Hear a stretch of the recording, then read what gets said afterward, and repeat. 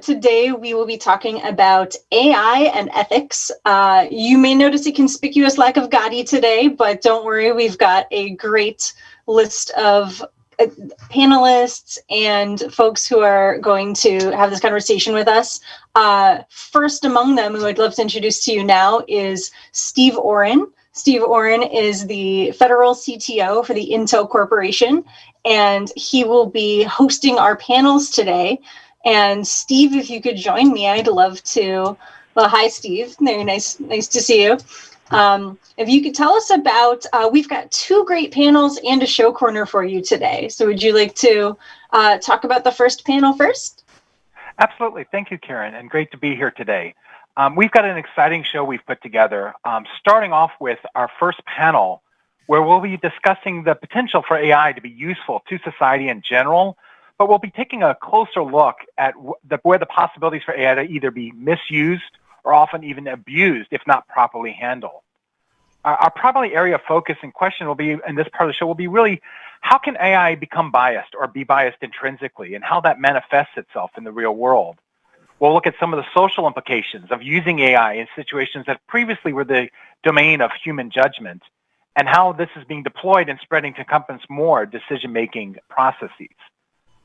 From there, we'll transition into our exciting show corner, where we'll be talking about how the use of AI in the health sector, when deployed with the best of intentions, can go bad.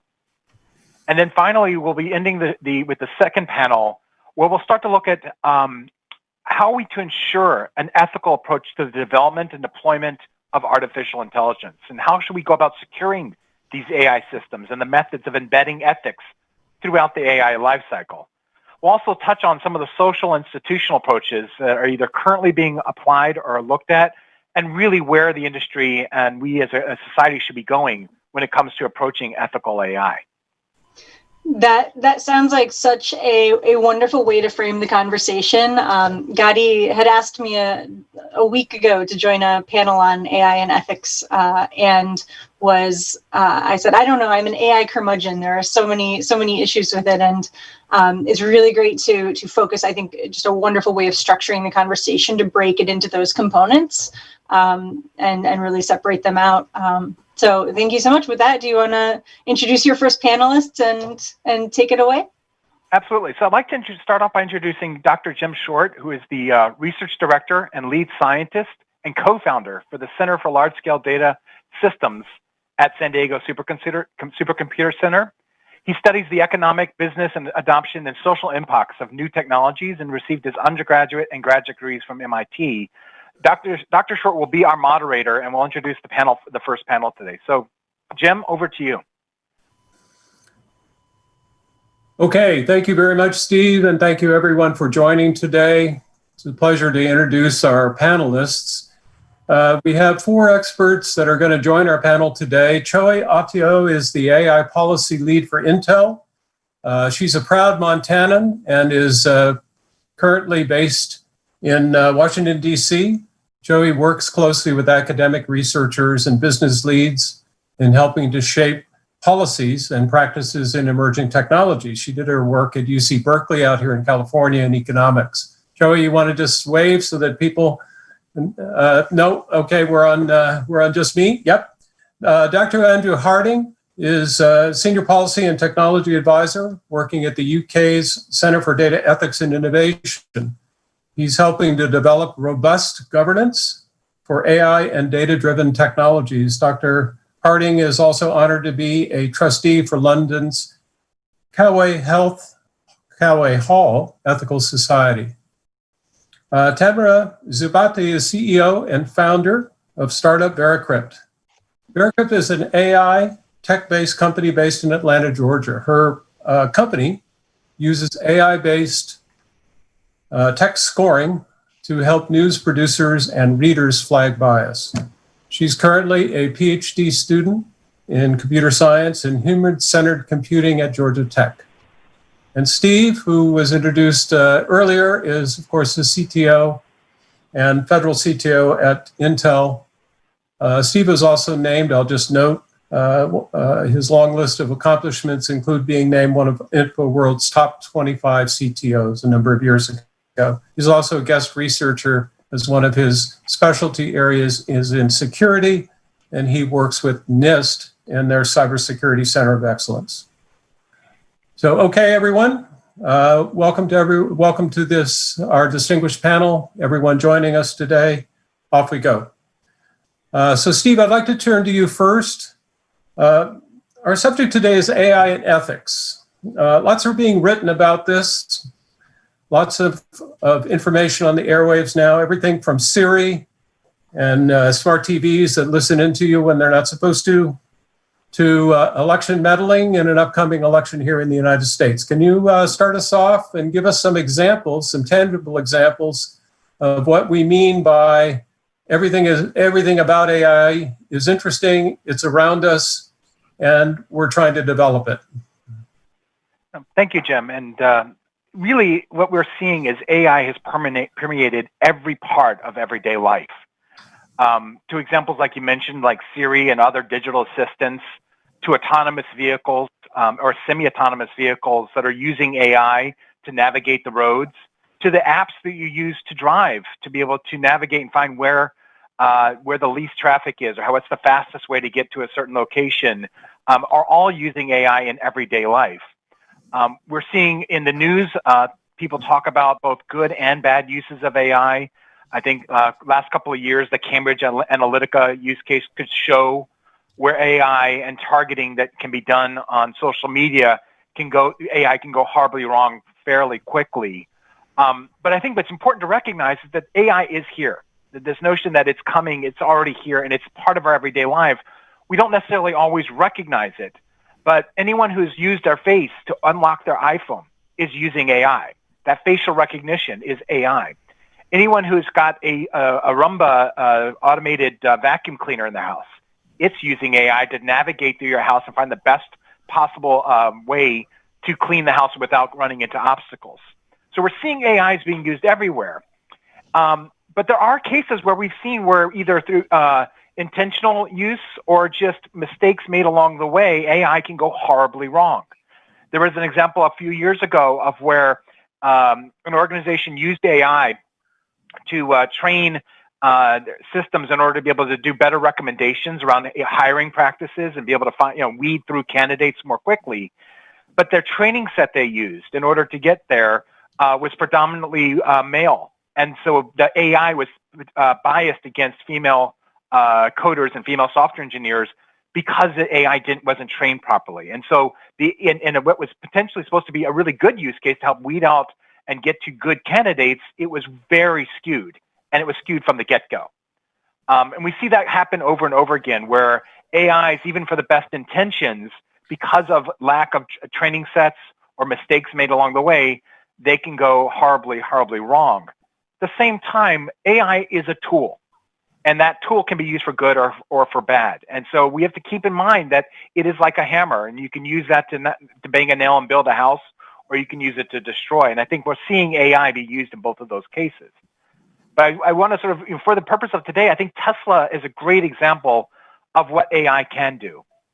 It's got multiple sensors doing facial object recognition, change detection, navigation, and so forth. It all come together to be able to give you that driving experience. But also built in there are questions about what happens when it needs to stop suddenly or take control, or when it needs to decide which direction to go if there's an obstacle in the way. There's some really challenging decisions that need to be made by the AI there. Okay, thank you, Steve. I think that, so Dr. Harding, let's move to the policy domain. You've been providing insight and guidance in your center to the UK government. That brings us an international perspective on how you've been looking at it. Can you follow Steve and sort of talk a little bit about what you've been doing in your center in the UK? Of course, I'd be more than happy to. We've been pretty busy. We've been formed now for not a terribly long time, but a bit over a year, coming to our kind of second year of operation, I think. I've been there for about the last 9 months, but prior to that, we've released a lot of work, and during my tenure, we've released a lot of work. We have snapshot papers into deepfakes, into AI and insurance, into smart speakers. We've convened roundtables to discuss the way policing and AI can interact and can be used. We've reviewed online targeting and the way that functions across social media platforms. We've got briefing papers on things like facial recognition technology and online targeting. Really, kind of the list goes on. I think at the moment, we've got two big things that are really worth mentioning, one of which is a thing called the AI Barometer, which lists opportunities, risks, and kind of governance challenges in the way AI and data works. And the other one we've got is a thing called the COVID repository, which I no doubt we'll talk about COVID later on in this chat. But it looks at the different ways local authorities in the UK have been dealing with those problems. Okay, thank you very much, Dr. Harding. Chloe, let's continue on a discussion here of the kind of policy domain. Your role at Intel has the word policy in it. You're the lead policy person. So can you provide a perspective on how you are advising and developing corporate policies? Yeah, so thanks so much all for setting us up and for Gadi and Karen having me here. I think mostly what I do at Intel is work to, I think, anticipate and understand where public policy is going and help Intel figure out what we need to do, not only to comply, not only to understand what's going on with policy, but make sure that we're building and designing technologies that will usher in and protect this new technology. As Steve said, there's a lot going on with AI. It's definitely here. But with any technology, it can be used for good or ill. And in the policy group and then throughout Intel, we really want to make sure that we're building AI, we're working with customers who are building other AI applications in a way that is ethical, responsible, tries to address these issues of bias and discrimination that we see creeping in with AI systems. And so, I'm really excited to be here, not only to talk a little more about that and dive in, but also hear about, all of these other different organizations, be they business like Tamara's or research focused like we have with Dr. Harding, as well as, the research institution that you're at, Dr. Short, and, see how really across the industry and across, so many segments of society, people are thinking about how to adopt and approach AI in a way that is safe and responsible. So really excited to be here today and happy to continue the conversation about what we're doing at Intel. Great. Thank you very much, Chloe. So let's turn to someone kind of at the what we could consider to be ground zero at this, which is Tamara and Zubatiy, who's in a startup company, VeriCrypt, who's involved in developing an AI-focused activity, a series of algorithmic development in the area of news bias, a much discussed topic in the news today, certainly in an election cycle. So Tamara, can you tell us a little bit about what you're doing and how it's going? Sure. Hi, everybody. Thank you so much for having me. Jim, thank you so much for the introduction. VeriCrypt is a technology company, and we use, just like Jim said, AI techniques, so machine learning, to score bias in the news. And so I have to be clear here, I'm talking about human bias that exists in the news. I'm not talking about algorithmic bias. That is something that we have to deal with. But what VeriCrypt actually scores is the different cognitive biases that come through in the language of the writing that we use to convey the news. And so this is a really difficult problem right now because all of these different news providers are writing different content, and all of the content has different biases. And on the other side of that, there's all these readers, and each reader has his or her own biases. And so it's really an interesting time. And so the people who kind of use VeriCrypt are news providers and also news readers, and people who have to make difficult decisions based on the news. So news providers can kind of score their content as they're writing it and obtain kind of quick and actionable feedback about how biased the content is, how colloquial the language is, and how sensational the language is. But also, you can think kind of on a broader scale, like if you're an intelligence group or something and you're processing lots of information to inform decisions, or maybe you're investing and you're processing lots of news to inform an investment, then it's critical for you to get the most accurate and the least biased information. And so our goal at VeriCrypt is to provide data intelligence on this news so that people at the end of the day can ultimately make better and more informed decisions. Okay, thank you. Thank you very much, Tamara. So we're in this discussion about AI and ethics, and part of what we want to do is to introduce the scope of AI. Steve, let me throw it to you and to maybe discuss a little bit about how much of a history we're looking at right now. Some people would describe the history of AI as 50 years old, going all the way back to Turing and some of the other activities. There has been a long cycle of development in the area of expert systems. Some people would point to that in the 1980s, thinking machines, other companies in that space. Where in the space are we thinking for our discussion today about AI history? Where are we cutting into it? So Jim, you make a very valid point. AI has been around for a long time. You can almost think back to things like Alan Turing and the Turing test and some of the early work in AI. And there have been examples of AI applied throughout history as applied along the same lines as computer science. I think some of the key things that have happened in the last 10 years and even the last couple is computing has finally caught up with the math. And so our ability to perform these AI functions at speed and at scale, to train AIs quickly enough to actually get the value, and to have the various different compute architectures we're seeing to apply to the AI problems, we are now finally at the point where the AIs are actually starting to be able to provide those benefits at scale. I think the other thing that's going in tandem with AI is the data revolution. The sheer volume of data that's being generated day after day, minute after minute, year after year is doubling the size of the data that we had the year before. Data drives AI. It is part of the training sets that we use to train those models and create those algorithms. And then it's what the AI is pointing at and looking at and trying to discern intelligence and information out of. And so I think the computing catching up with the math and just having the sheer volume of data to apply to the problem is giving rise to the AI revolution that we're living in right now. And it's happening at a huge speed. The rate at which AI is evolving, new algorithms, new techniques are coming up every couple of days. We're seeing the math being refined. And then we see things like next generation compute architectures. People know about quantum coming. What people are starting to figure out is, what does quantum mean for an AI?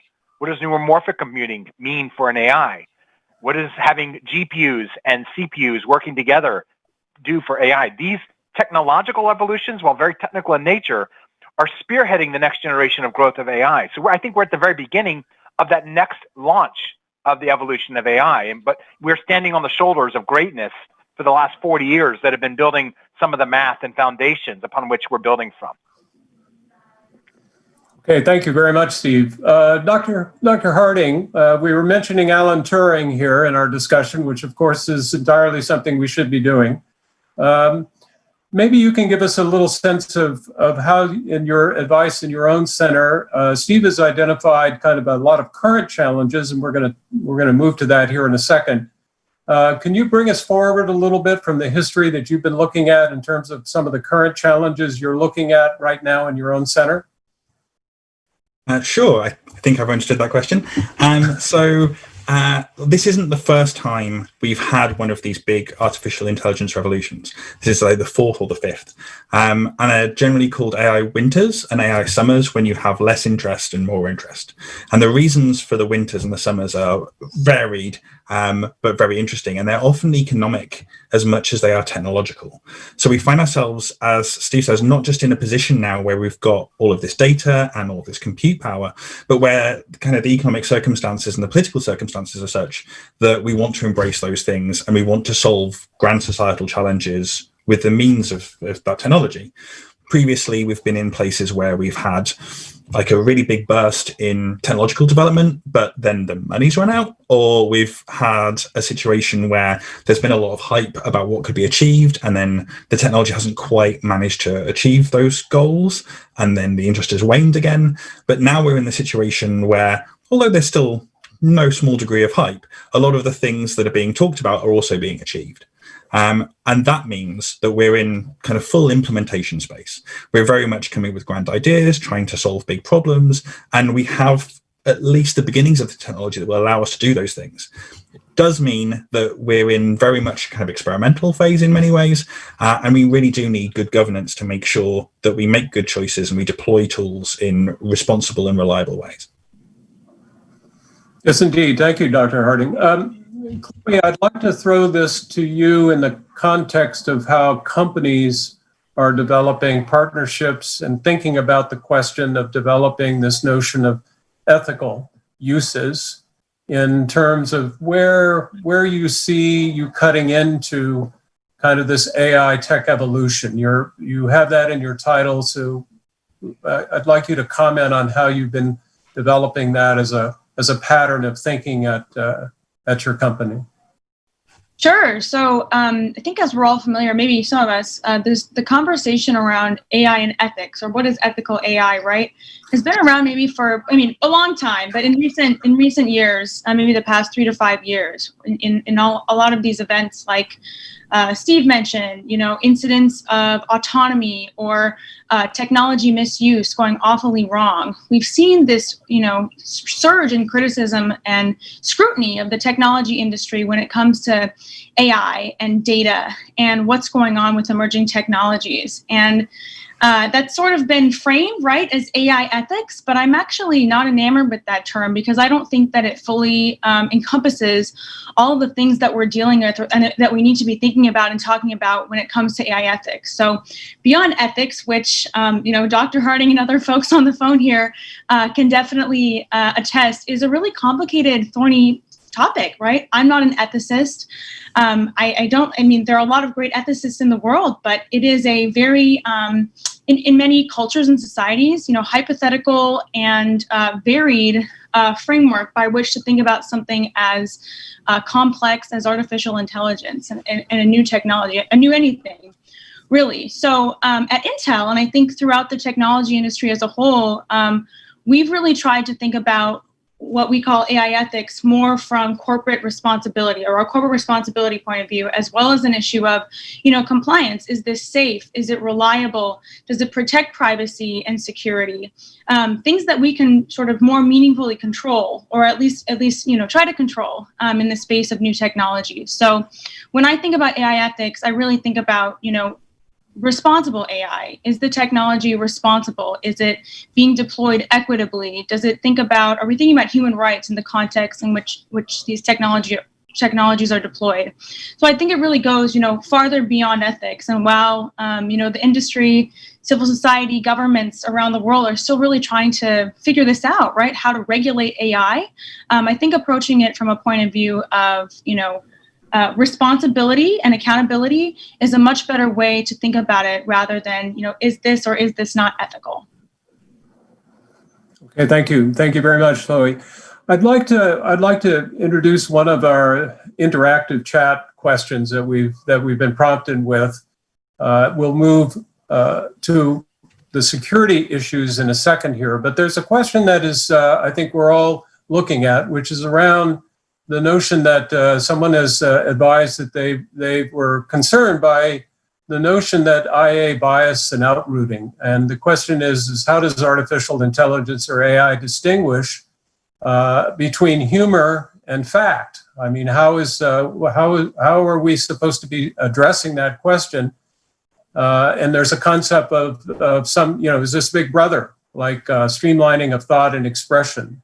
So Tamara, I'm going to throw that to you because it's part of kind of what you're trying to develop as an AI, and then we'll go around the room here because I think this is one of the questions that we're all working on and struggling with, which is how do we distinguish exactly, as this person is asking,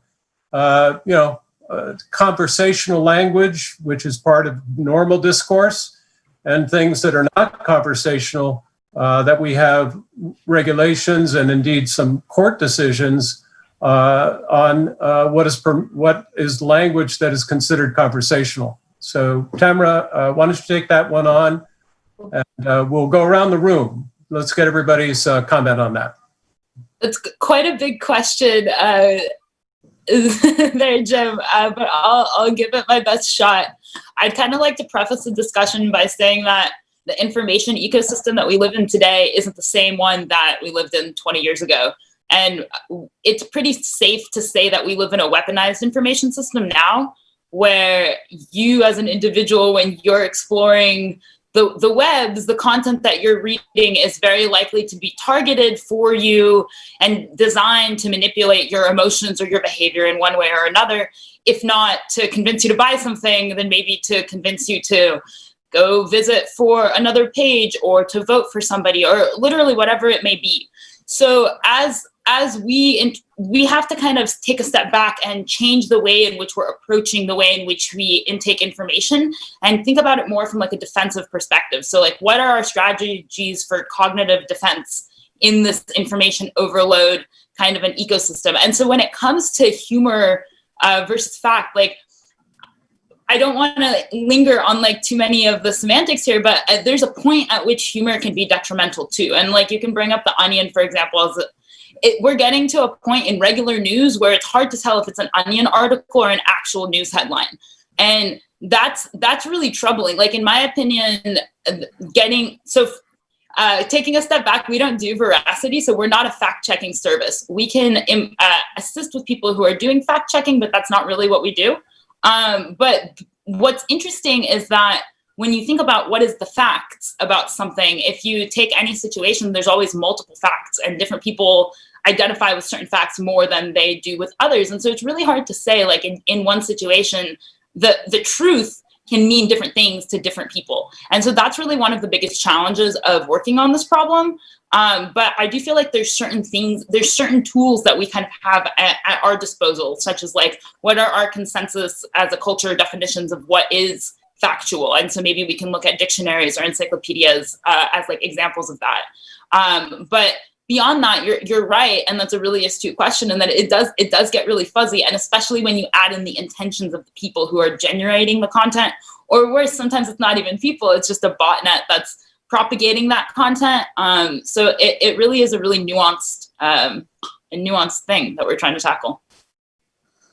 So thank you, Tamara. It is a difficult question, and I think you've started us off. Dr. Harding, you're in a culture that has Speaker's Corner and kind of addressed this topic for a very long time. How do you react to this? I've got two responses. One of them is very much to do with my culture, and the other one less so. So the first one is that I think humor is a great defense in these circumstances. I would say that, but British culture is famed for running on unspoken kind of convention. And folks who move here from elsewhere often find it difficult to pick up on nuanced conversation. We're famous for not quite meaning what we say, and so on and so forth. But if you look at the output of aforementioned botnets, they're very rarely funny. And if you look at how AI-generated content appears, it's normally very earnest and very direct. And part of that's because of what it's trying to do, because you've normally got an aim, you've normally got a target you're trying to approach or something you're trying to do. And humor doesn't work like that in most circumstances. It's circuitous, it works to different agendas. So one of the ways that you can often tell if a tweet is, or some other form of media is generated by a person or a robot, is if it's funny. So first of all, I'd just like to say that at least for now, like, human humor is a great way of fact-checking things. Although I've no doubt that AI could generate Onion articles, I don't think they'd be as successful as those generated by the people who write them. So that's thing number one. Thing number two is this subject of truth that Tamara raises is really interesting, and the way it's changed over time is really interesting. We've moved from radio broadcast, which is very much kind of one-to-many, where there is a definable truth that is being produced by an actor for an end, to television, where you have multiple channels of these truths, but still some small number of actors to large-scale output, to now this profusion, this absolute constellation of information that's out there. And that alone isn't enough to do what I'm about to say, but other things have happened where we have had this corrosion of what is reliable and where people want information from, and it winds up with you in this position where everyone takes off in completely different trajectories. So there's no agreed position, there's no agreed truth, and we've found over the last probably decade that facts alone won't cut it. That what people consider to be true is multifaceted, multivariate, and as we get more automated content generated for different ends, I only see that increasing. And that's kind of a problem we're going to have to figure out how to face, and something that I hope people like Tamara will be able to help us with. Thank you, Dr. Harding. Let's put this in the context of Chloe. You identified early on that you were not enamored with the term ethics as applied to AI in the context of the responsibility and accountability for who is developing and who is kind of deploying for actual use. Could you comment on your thoughts on how this notion that we've been discussing, which is around actual deployment and kind of the identification of where in this cycle of evolution of AI we sit right now in terms of being able to test some of this stuff out? Sure. So first of all, I loved all of what my fellow panelists had to say here. But I think to alleviate some pressure from Tamara and to get back to your question about ethics and why I don't think we thinking about solutions in terms of ethics is the best way to do it is because these are really what we're seeing here: issues of truth, issues of uncertainty, issues of being able to trust the validity of content, and when it's coming at you from so many different sources, right? These are societal problems that sometimes can require technical fixes and solutions, or be solved by technical fixes and solutions. But oftentimes, just having a bias mitigating toolkit or a fact-checking algorithm is not going to be enough to fix and solve the many problems of the world, right? Issues of human rights, of societal bias that gets programmed, or hate speech that people are saying in different languages and contexts and cultures that then gets translated into what someone.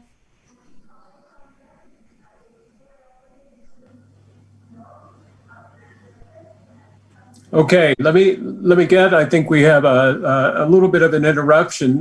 Let me continue this discussion, and before we switch off of it, we had a mention in the chat line again about a specific question that would be addressed in the use of AI to screen people for an HR, for an application, for job listing, for example. That's a very specific use case, but it illuminates the general question about how it's used. So, Dr. Harding, have you looked at that area specifically in your center, and could you comment on it? I absolutely can. So we have a forthcoming report on algorithmic bias that looks at these kinds of questions. It's not published yet. I should let you folks know when it is. But there's a really interesting point here, and it speaks back to what Steve was talking about earlier, when we talk about having all of this data that we have now that we didn't have previously. We're at a moment in time where we're encoding all of these choices and all of these strategies into automated or kind of machine-built strategies. And it kind of behooves us to inspect them and to see what they're doing and to try and figure out if they're appropriate or not. So we have all of this data, and we're trying to make systems that make good decisions. So we have the potential to both kind of address biases, which is what the question asks, but also reveal them, which is something which goes beyond that. So we have all this information. We can look at an organization and say, well, is their hiring biased? And, do we want to do something about that? And do we now have the data that will allow that to happen? So it's really interesting. The choices then are, do we want to replicate our processes of the past when we automate things, or do we want to do better than that? And hopefully the data will let us do better. All right, thank you very much, Andrew. Let's set this topic down for a moment, and let's move to a second area that we wanted to cover in the discussion, which is around the relationship between AI and security policies. there's often a little bit, and what I read and from the background, my background in this area, there's a bit of disconnect between whether people are talking about privacy and security and AI and the kind of interaction effect between those. Steve, you spent a lot of years looking at cybersecurity and thoughts about where security cuts into this interaction. Can you talk a little bit about how you've looked at it and where it fits in your thinking? Thank you, Jim. I think one of the things to think about is that when I think about AI and security, number one, you have to think about on two sides of the coin. So let's start with the obvious one. This is how do we secure AI systems? And we need to we need to secure the AI throughout its entire life cycle. Because AIs, as we start to make more important decisions based on the outputs and results of AI, we need to be able to trust that the AI itself is giving us the best answer and that it itself has not been coerced or been tricked into giving us false information. And there are many examples on the internet that you can go search for around where AI has been targeted and attacked, both demonstrations at conferences as well as real world, whether it be poison data or understanding how the algorithm works and then creating pictures that can give false reads. But also when it gets a little bit more nefarious is when they go in and they start poisoning data sets, or people start swapping out algorithms mid life cycle and changing things or purposely skewing things so that they can get away with whether it be recommendation systems or facial recognition and the like. So on one hand, we got to look at how do we secure the AI systems? How do we trust the data sets have integrity, that the models are being protected throughout their life cycle, and that the feedback learning, we're getting the actual real world information we're getting. On the flip side, we also need to look at how can we leverage this great technology of AI machine learning and apply it to security and apply it to AI, AI watching AI. One of the interesting areas of research right now that's really hot is this notion of adversarial networks. And it's a subsection of AI, and it's where you basically have different AIs attacking each other. And we've seen some great examples of it in use. The DARPA Grand Challenge from a few years ago, where they had these different AI bots, and the goal was you'd have adversaries and you had protectors, and they launched them against each other, where the adversaries were trying to hack into each other, and then the defenders were trying to defend and close the holes that were being found. And it was a really exciting thing to see these autonomous systems go at each other with AI. We're seeing this in deep fakes, where you use adversarial network technologies to create fully fake videos and fake audio. And so one of the things that AI can do is can help us to spot those fakes or help us to see where AIs may be not going according to plan. But at the same time, I think we also have to recognize that humans are involved in AI. Everyone thinks, oh, AI is this magic robot that's going to do good or bad things. We build the AIs. We design the AIs. We train the AIs. And so when we talk about whether it be the human resource question you were talking about earlier or other natural language processing or facial recognition use cases, ultimately a lot of the design flaws start with either human error or just the humans not designing correctly for what the outcomes they were looking for. And it might be limited data sets, not doing a good enough job of having diversity in those data sets, or rushing to get data, getting AIs out the door without completing the process and getting that good feedback training and human intervention training, just going with something unsupervised. So we see a lot of examples where we get AIs that do terrible things or give us really bad outcomes. And it's not because the AI is necessarily intrinsically flawed or bad. There's no evil AI. It's really where humans are involved in the development and design have either skipped steps or rushed things or haven't really thought through the overall architecture. And we have to, again, apply cybersecurity policy and risk mitigation to make sure that we can better trust these AI systems as we start making more and more important decisions using AI. Okay, thank you, Steve. So we're raising questions kind of about we're circulating around a little bit of what we've been discussing in terms of how these systems are designed, how they're deployed, and who uses them. This current discussion recalls Tamara and your presentation around kind of your system. How are you related? Where are you in the context of thinking about the security of your system and your system picking up other AI systems that are looking at you as you look at them? How does that work in your mind? Yeah, I feel like there's kind of two sides to it. The first side is like, how do we make sure that our models are reliable? And then the second side of it is kind of how do we protect ourselves from people that might want to misuse the technology or use the technology in different ways, or even like use the same, like we're trying to remove bias, but maybe people will try to kind of hack at it and try to find ways that they can express themselves that it's still biased, but kind of missing the things that our AI is looking for. So we have to be really aware of the insights that our AI is generating so that we can see if other people are trying to kind of bypass the rules. But also I feel like it's really important to think about like what we do is essentially the inverse of SEO. So search engine optimization is just like making things more biased. And so in a not ideal world, people could misuse our technology and make content that's even more manipulative. And so we think that that's our responsibility as the company that's creating this technology. So something that we've been kind of always building into our ideas and into our technology is kind of technical enforcement of these ethical concepts. So say you're writing an article and you're trying to make it less biased, or you claim that you're trying to make it less biased, but you keep submitting it in through VeriCrypt to get it scored, and then suddenly your bias ratings go up through the roof. We kind of have a couple options there. We could just proceed and not do anything, or we could let you know and we could tell you like your content is increasing in bias. We could notify your supervisor. There's all sorts of kind of social systems and beyond just the technical enforcement, but also like social enforcement of how to be accountable for this content that you're releasing.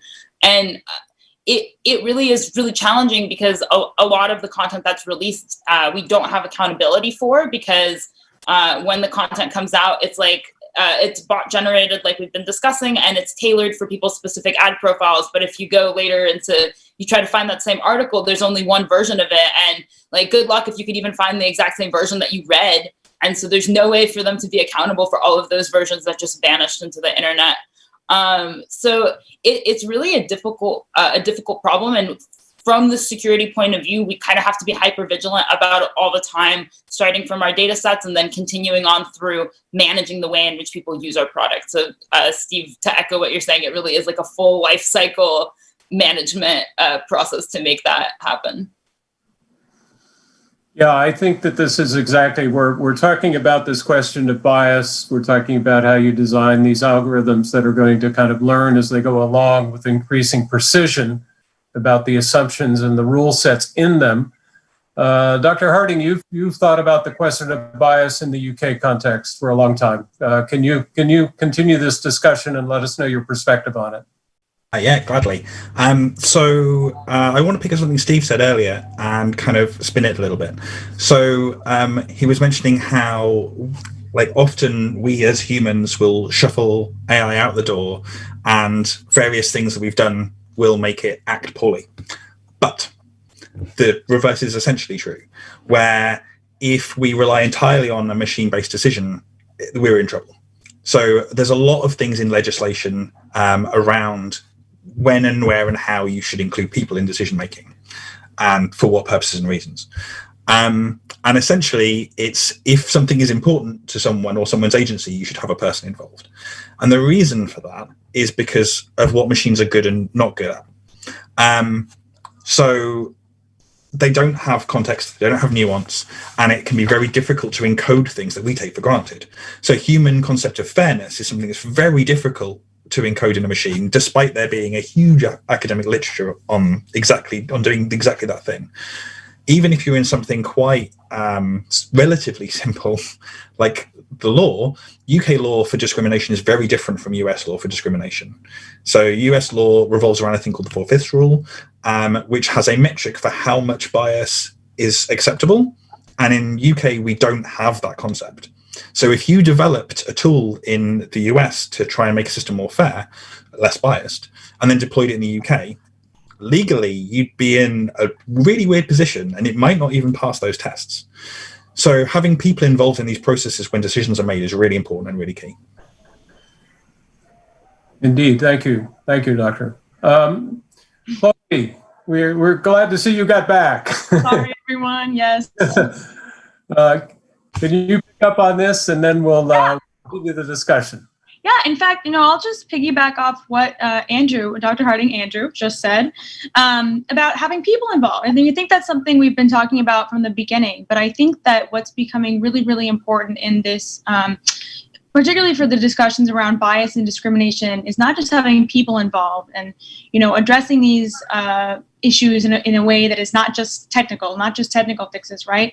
But not only having people involved, but having the right people involved. And that doesn't just mean, engineers and designers and business operations managers. It means actually having, folks from corporate responsibility, social scientists, economists, ethnographers, statisticians, sometimes even psychologists, people who, and of course, people who, are not only representative of many different educational backgrounds and experiences, but also life experiences. So socioeconomic backgrounds, diversity in race and gender, sexual orientation. We've seen so many issues of bias being a real problem because technologies are not working or serving people because of the color of their skin, where they came from, their ability to access capital, all these types of things. And so making sure that we have the right people in the room, the right people being consulted on certain decisions is incredibly important. And I'm really proud to say that this is actually something that we're doing at Intel, and that a lot of members in the tech community are actually being very proactive about.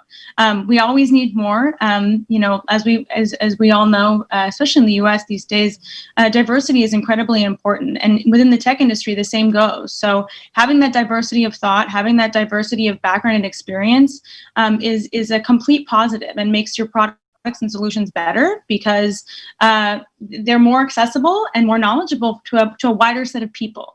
So it's not just an issue of, how do we prevent bias? It really is a net positive for whatever you're trying to do, whether that's, write a paper, build a solution, create a tool. Having the right people in the room to consult and ask questions and to raise issues is so key when we're having this conversation about bias and how to prevent it, especially in artificial intelligence.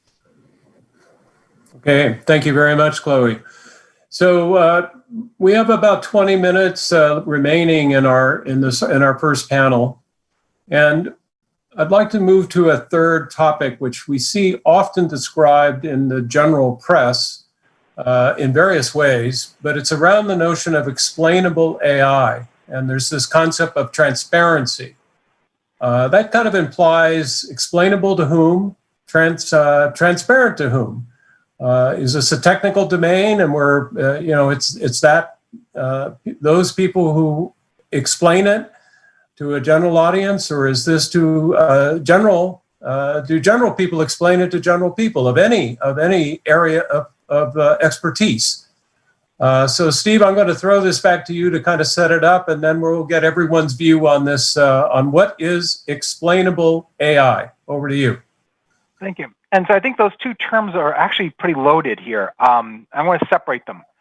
So I would separate transparent AI from explainable AI. And let's start with transparent.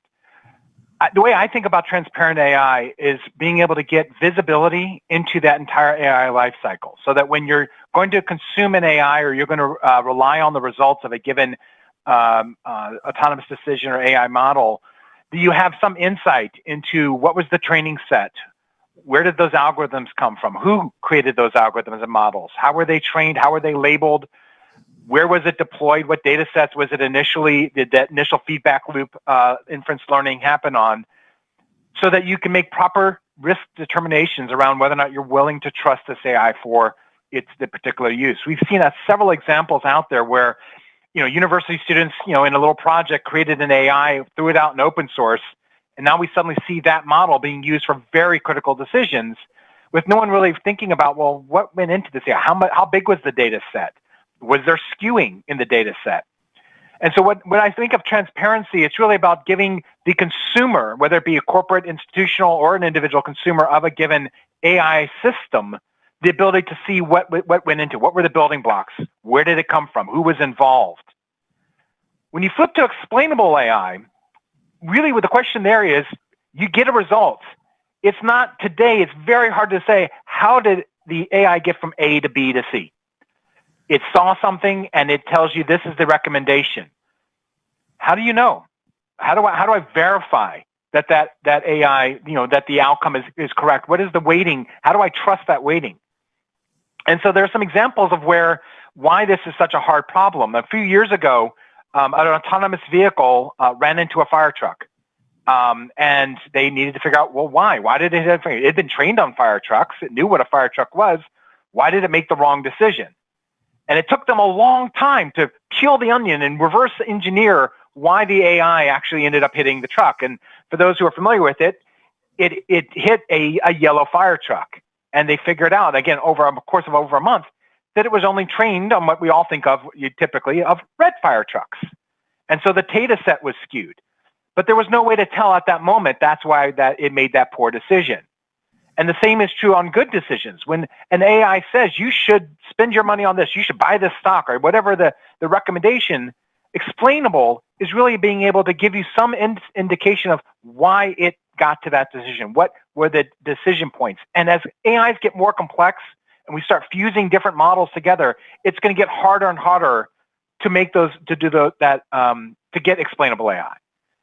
What we've seen from a technical domain is you got to build that in. You've got to build in the key points into the AI systems to start enabling explainable AI and really to enable a trusted transparency.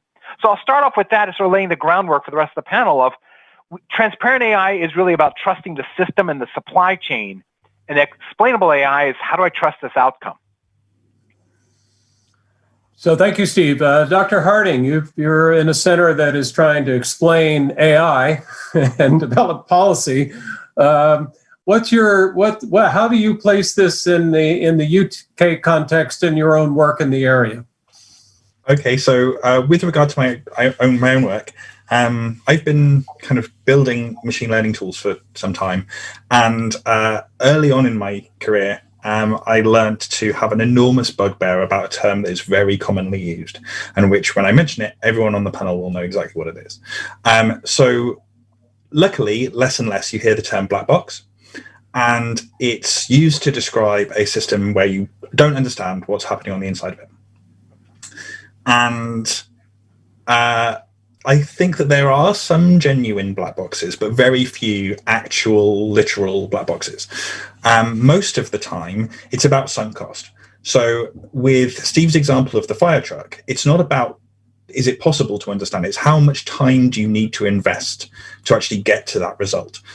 And harking back to an earlier part of this conversation, we're seeing things change often enough and evolve quickly enough, not just on a singular AI basis, but within the field as a whole, that by the time you've unpicked a system and understood how it was working, then a new version of the thing is up and out and about and being applied. And then you have to apply the same time and the same effort to that. So you might need a handful of software engineers working on a problem for 6 to 9 months just to figure out what went wrong. But by the time you have, the result's pointless. So although I don't think that we have actual black boxes, I think that we can pick apart most AI systems to figure out what happened. I think functionally we do. And we wind up in this position where explainability is something we're always looking back at and we're always, kind of running away from in terms of technical development. So if we're going to be smart about this, as Steve says, we need to build stuff in from the get-go. We need to make sure the systems self-report. We need to make sure that they've got tracing mechanisms on the inside of the machinery itself that allows us to figure out what happens as it goes. Because if we're doing this forensic work, we're always going to be behind. Yes, indeed. Thank you, Dr. Harding. So we're going back to a little bit of some earlier discussion here on how we can explain this new technology, and where it will be part of explaining that is how it's adopted. So Tamara, you started us on the concept of looking at an area, and we got a very early question identifying a concern about how you separate out humor from biased conversation. So this gets us back to that question. How do you think of, when you react to the question of what is explainable about what it is you're doing, what's your thoughts on that? I think you're on mute. Sorry. I'm always kind of thinking from the point of view of who's going to be using the information that we're outputting, right? So as Steve said, explainability is about the output. And basically, for me, what that means is how do we visualize to our readers, or to the readers of the news, right? How do we visualize how we got to our score? And so there's a couple really interesting examples on the market that like have user experiences that are examples of explainable AI. And so you can point to Grammarly, where Grammarly will like highlight the part of your sentence that caused the problem and gives you an insight as to why they said that your sentence wasn't grammatically correct. And they take it a step further and they actually suggest what you might want to add instead. And so those are two examples of AI where you can easily follow what the algorithm is picking up on in your writing that was problematic. And as a user, you have a clear behavior flow of, okay, I put in this is what it thought was problematic. And information visualization, that actual visualization layer, is a really good way to communicate those insights that the AI makes to the end user. And so I feel like that's a really important way to kind of mitigate and to build in that explainability into the AI. But as Steve said, in order to do that, you have to actually know what your AI is doing, and you have to have built in those checks into your software so that you can understand what those insights mean and then map them to things that you can visualize. Okay, very good. Thank you, Tamara. Chloe, you have kind of an internal explainable AI mission within Intel. Not everyone at Intel necessarily is a software AI person, or you have a lot of other areas of the company. And you have an external issue, which is to, as you were developing, explain a complicated set of possible outcomes in the context of how AI is adopted. That's a tall order. Where are you cutting into that problem? How are you addressing it? Yeah, so I think the industry is taking a lot of different approaches here. One of the things that we recently, or that we've been doing at Intel for a while, actually, is trying to take more. And I think honestly, the technology industry as a whole has been a lot more proactive about this. Is what Andrew mentioned.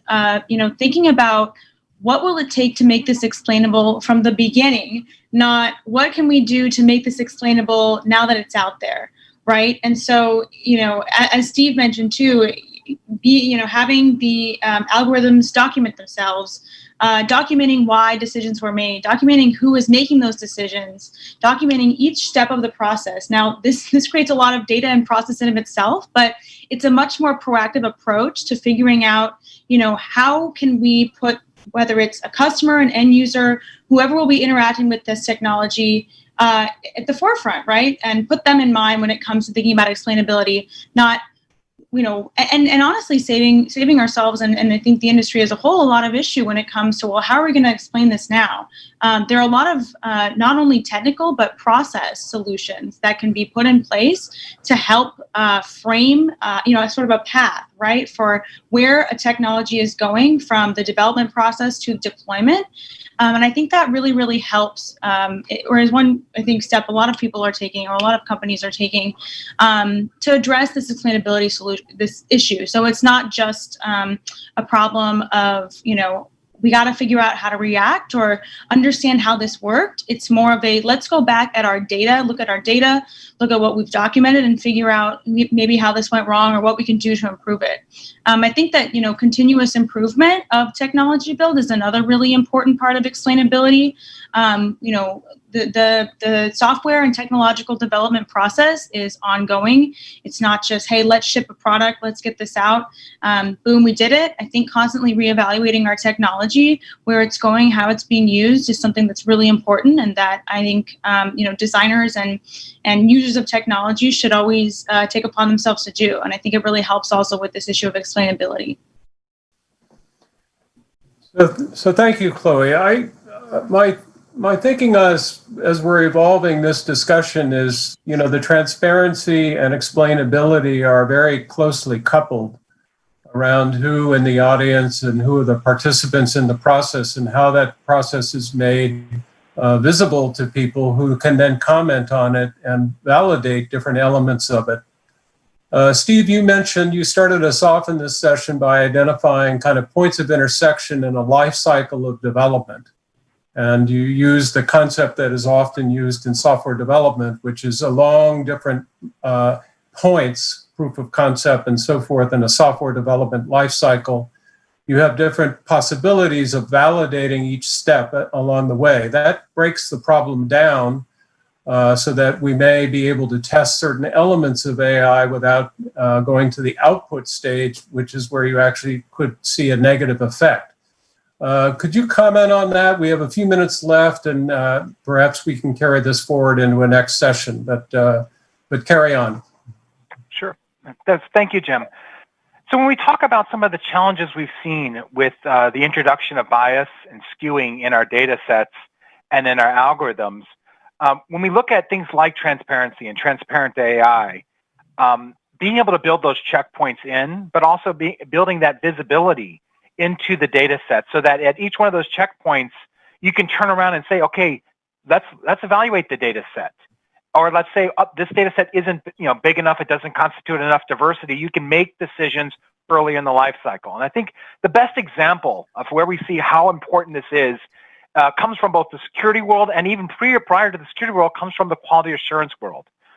Back in the 80s, there was a study done about catching bugs earlier in the development life cycle, and that if you caught a bug at design time, it would be 100x cheaper than if you caught it after it had gone to production. And if you caught it at development time, it would be something like 15x cheaper. And if you caught it at QA, it was 10 times cheaper than waiting for it to be in production. We see the same thing true with security vulnerabilities, and we see the same kind of model can be applied to AI. The earlier you identify bias, the earlier you identify either a skewing or some challenge that will be in the AI or in the AI systems or lack of labeling, the better the outcome will be and the cheaper it will be to go back and fix it versus having to wait until you've got bad outcomes and then undo that whole system. And so I think we need to apply tried and true techniques for securing and getting that AI transparency that will, again, enable some of that explainability we were talking about. But if you can't trust the AI, the explainable is sort of a secondary issue. You've got to be able to trust the AI systems are going to give you good outcomes. And that's why building in transparency from the get-go and identifying, and I'm not saying that every data set is bad, and even having a skewed data set is important if you can couple it with others. You're going to try to, because data is king, you want to try to get as much data as you can. And so being able to identify that at each stage of the process is really how we're going to successfully deploy better AIs going forward. Okay, thank you, Steve. That reconnects us to where you started this discussion, which was to look at elements that we could intersect in the development process.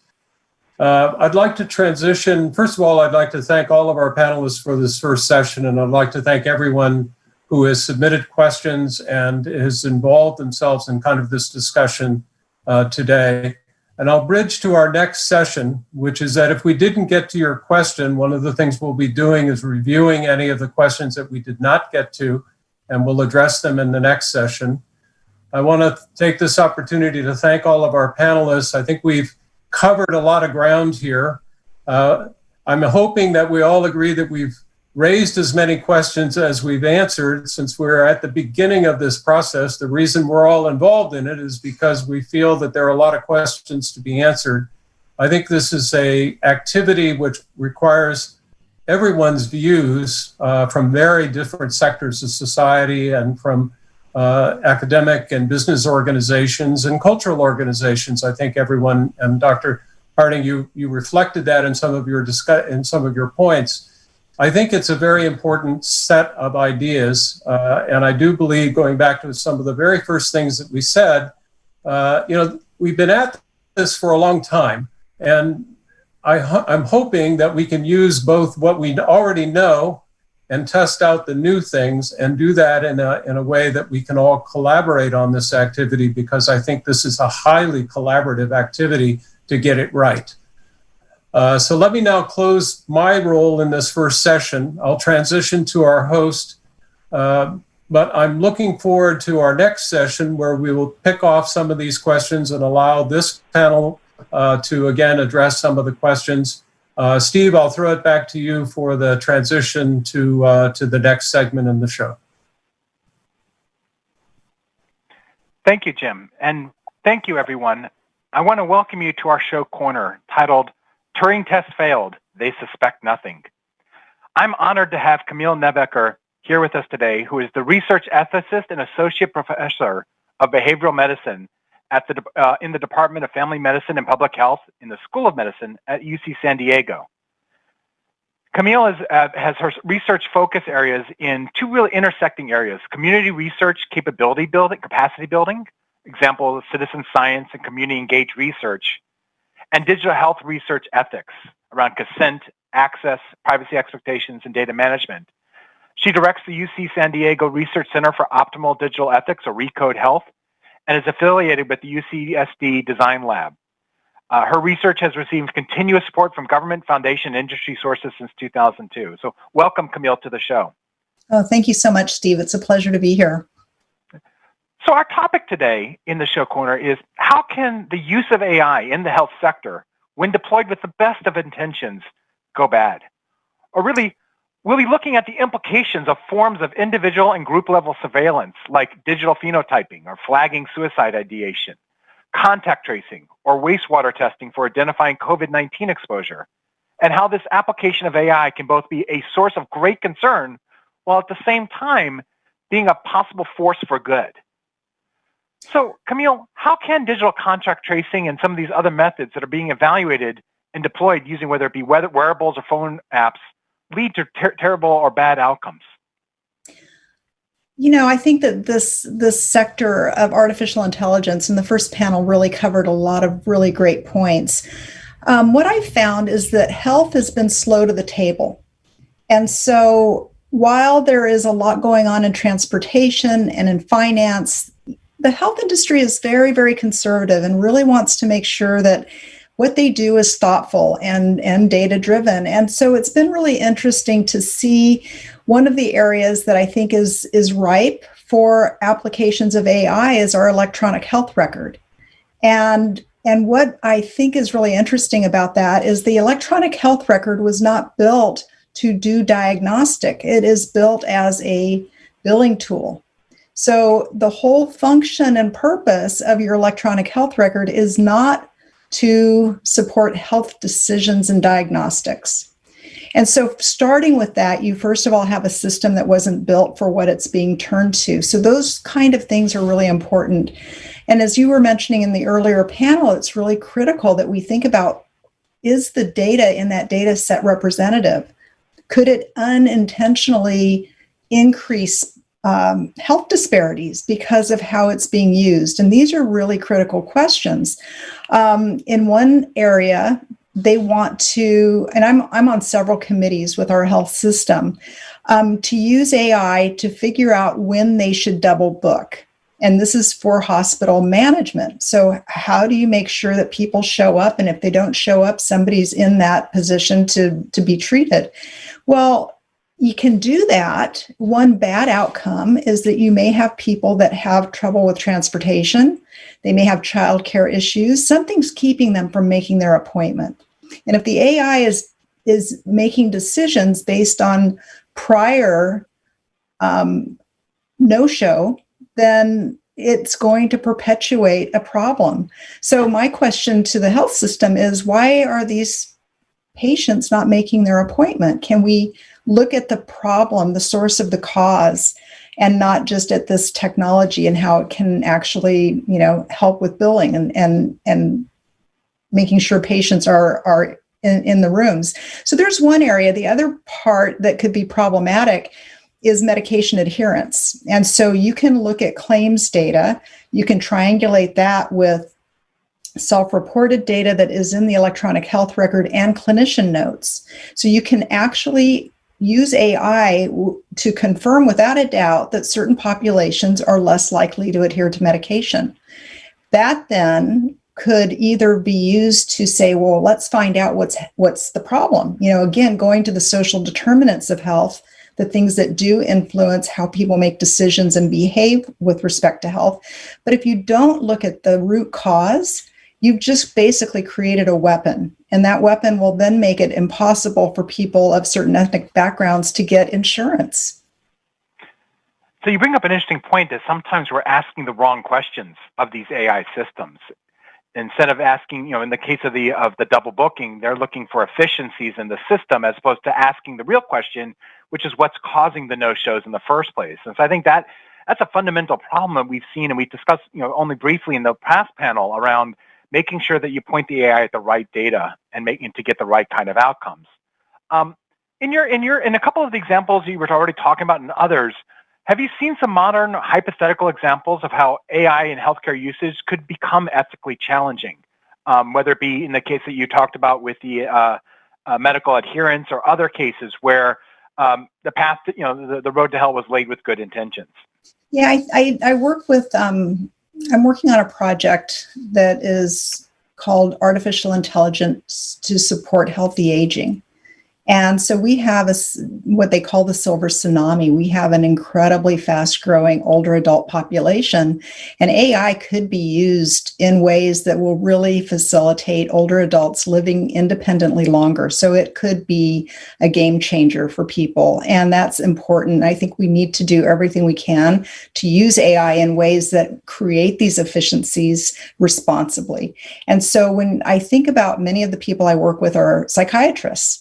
And, that is an area where a lot of face-to-face communications is really important. The nuances of facial expression, voice tone, there are things that are really unique about human-to-human conversation that cannot be replicated at this point in time with artificial intelligence. And at the same time, you can see how, we're calling this the double pandemic, where you combine COVID-19 with social isolation, which for older adults is a huge problem. And now we've got a double whammy in that quarantine is making it so older adults have to stay isolated for their own health and safety. And yet at the same time, they're evaluating, is it worth it for me to be isolated because it's killing me?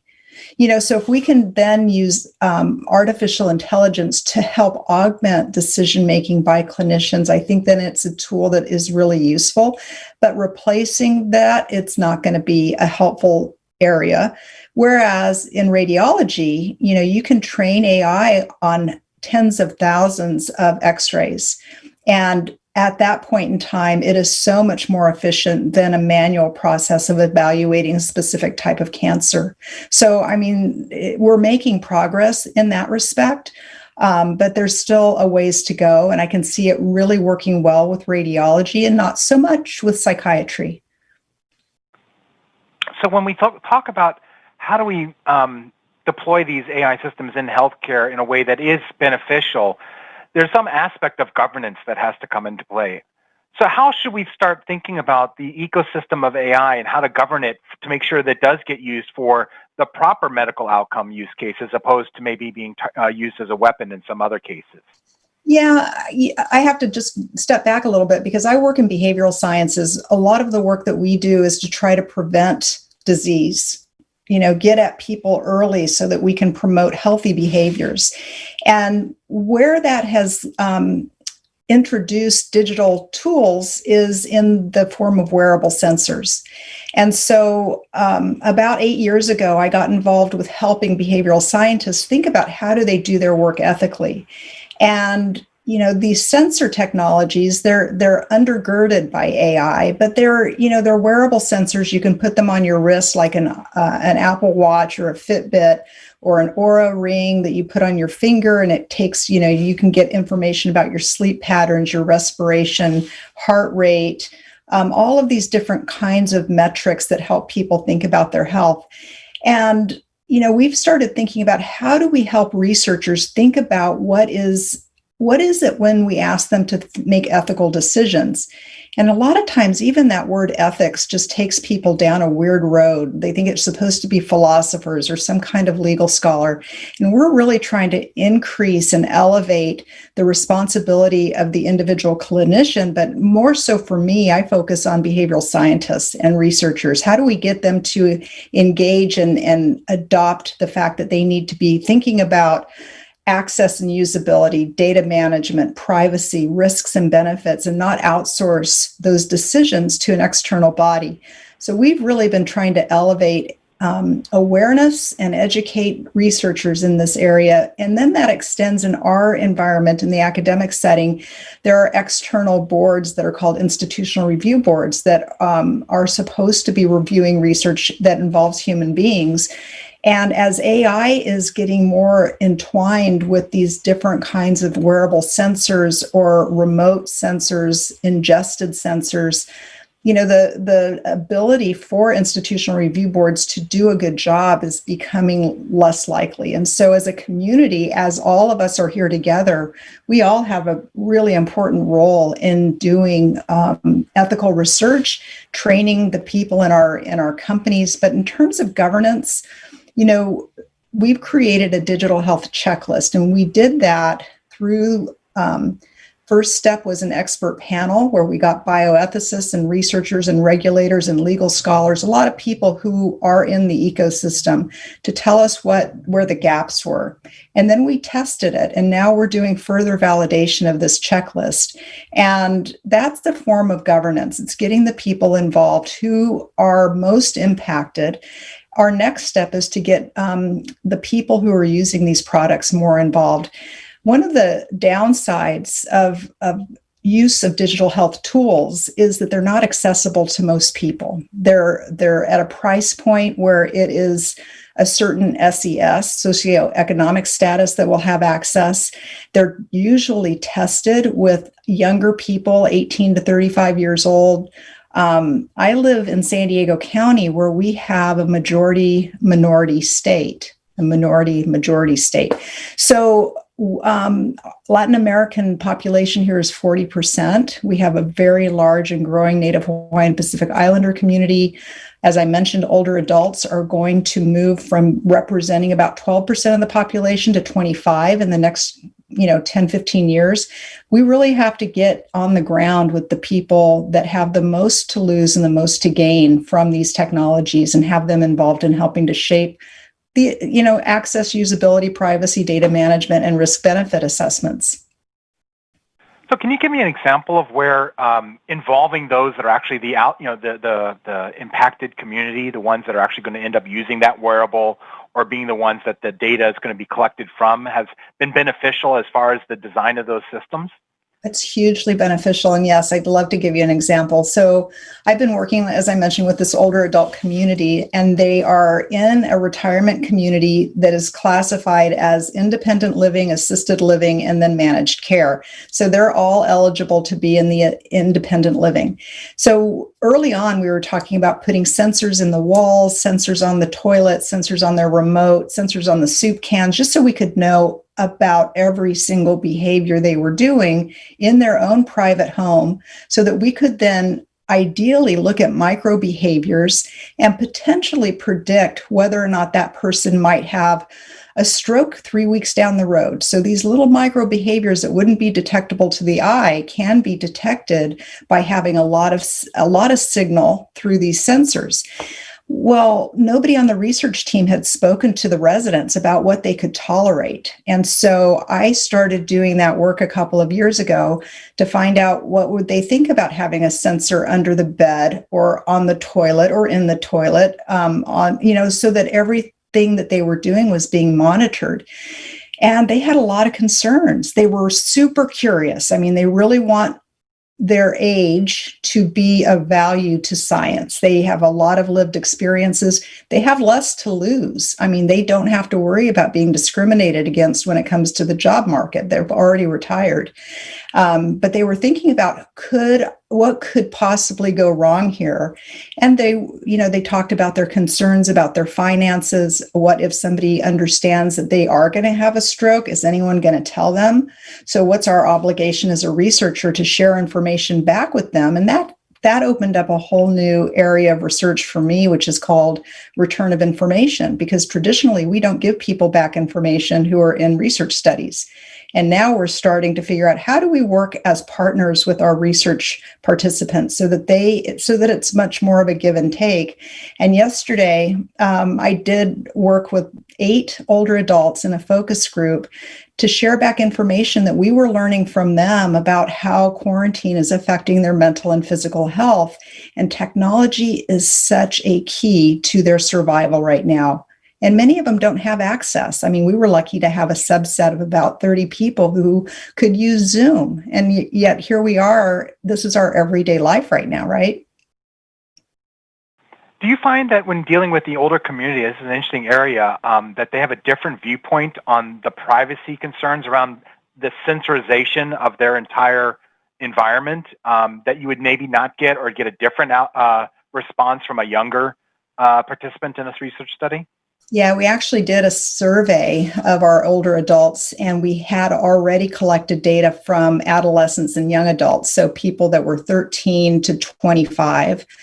And we were creating a privacy scale around health privacy, and the older adults and the younger adults are significantly different. I don't think we needed a survey to tell that, but those that have grown up who are digital natives versus non, there is a difference. Older adults are less likely to trade their information for some kind of a perk, whereas younger adults will trade their privacy for $5 off of, some kind of jacket. I mean, it's incredible what they're willing to trade. And so I think privacy-wise, the older adults use this word hoodwinked. They're worried because they don't know what they don't know. And so they get worried that somebody's going to take advantage of them.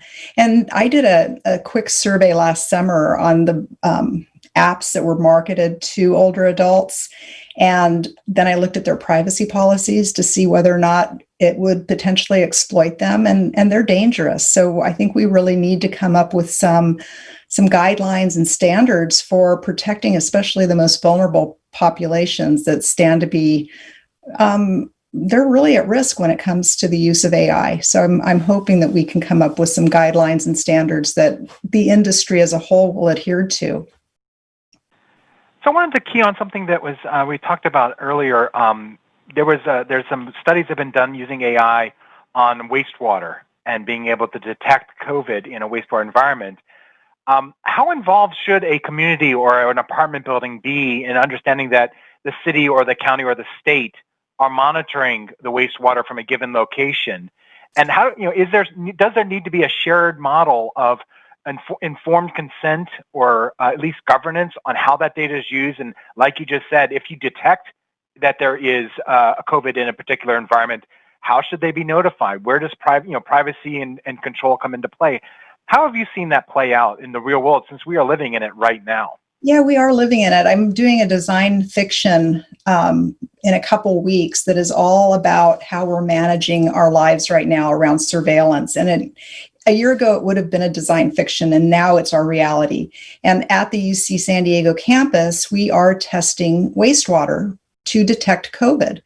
And we are just now putting these programs in place. And my role and what I'm working on now is, how do we convene the students and employees to design a protocol for surveillance, for wastewater surveillance, for proximity tracing, and isolation. So in the COVID wastewater, in this area where these bathrooms were, they found COVID traces. So they were able to tell people who were using that restroom between Wednesday and Friday that testing was available and they needed to get tested. So now they identified 2 people out of the 500 tests that they did. So they now have identified who was ill. Now they can do action. They can take action, all the while protecting that individual's privacy. But at this point, we have not convened the community to find out, is this right? Are we doing this right? And in order for any of this surveillance to be adopted and utilized in a way that it's going to help us address this virus, we need to be on the same team. And to do that, we have to talk to everyone to get people on board. And that's going to be some steps that we start taking here really soon. It's important. Privacy and agency is critical. So So yeah, I think what you're talking about here is community governance, or a shared governance model, as we sometimes talk about in the technology world. That's also at the same time, especially with the broad set of constituents or entities involved from both the institutional state. You take particular landlords and then individuals within a given environment. It does seem to be like a complex issue of trying to do informed consent, informed governance. How have you seen successes, or or do you think that there's a possibility where we could get to that community shared governance model? I think one of the things I've observed is this tension between regulatory compliance and when do you have to get consent, and how do you do it when you have to, versus how should you do it because it's the right thing to do. And an example that, in research language, if at the San Diego Zoo, they wanted to see whether signage increased people's likelihood to buy sunscreen, that's a population level study. It's pretty benign. They don't really need to get consent, but they could let people know, hey, we're doing this study, or after they leave, basically. So once they exit the zoo, they could say, hey, you were part of a really interesting study. We're trying to see whether or not this influences that. That way they don't bias the study, but they keep the public informed of what's going on. You don't feel like, you're part of a natural experiment. The thing about these population studies is they're more likely to be successful if the community is on board and informed. So in research ethics, we follow the principles of the Belmont Report, which are respect for persons, that's demonstrated through informed consent, beneficence, which is the risk-benefit assessment. With the likelihood of there being a risk, there's also potentially a benefit. If there's no benefit, no matter what the risk is, you shouldn't do it. And then justice is the principle of undue burden. People should not be exploited. Those who are likely to benefit should be included. And then we added one called respect for law and public interest, which was initiated through the Belmont or the Menlo Report, which was part of the Department of Homeland Security's work in wanting to see how information and communication technology should be managed because of AI and where we were going. So in 2012, they published the Menlo Report, and we've adopted some of that as our ethical framework. But principles, there's hundreds of principles. These are the 4 I like to use because I think they're tried and true, but it's the practices that we have to really think about. Like, yeah, you can have all the principles you want, but unless you know how to enact those and put them into play, then it's not going to go well. So with these population studies, communication is key. So we'll be convening employees and students to ask them, how should we be communicating? What is the best strategy when somebody or an area is identified as potentially a hotspot? Is it likely that you will relax your protections because you think these sensor systems are going to protect you? Will they likely change behaviors either favorably or not? We have to ask some of these questions, and then we need to observe actual behaviors over time. That is a great point. I've seen examples, in experimentation where by informing, you actually do skew the outcome because people respond differently once they know they're being watched. People either act better, or in some cases, they may take stronger risks because, someone's watching my back. And that then can skew the whole thing. That sort of feeds into this concept of how best to implement those principles. And I like the way you described it, is that there's the principles, which are the foundation, but it's how do you enact those in practice? How do you then translate them from a nice diagram or paper into real world practice? And I think in the last couple of minutes we have, what advice would you give to both those that are helping to build these technologies or design these research programs of the future that are leveraging AI? What would be some advice you would give them about translating the paper principles into practical ways of implementing them and getting them into practice?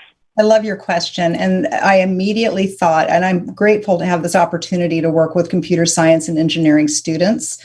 And for the past 5-6 years, I've worked with amazing students Two of them I took along with me to focus groups that we were doing in the retirement community 2 years ago. And they said they wanted to learn to prototype. And I said, well, come with me to this focus group, take notes, help me out with it.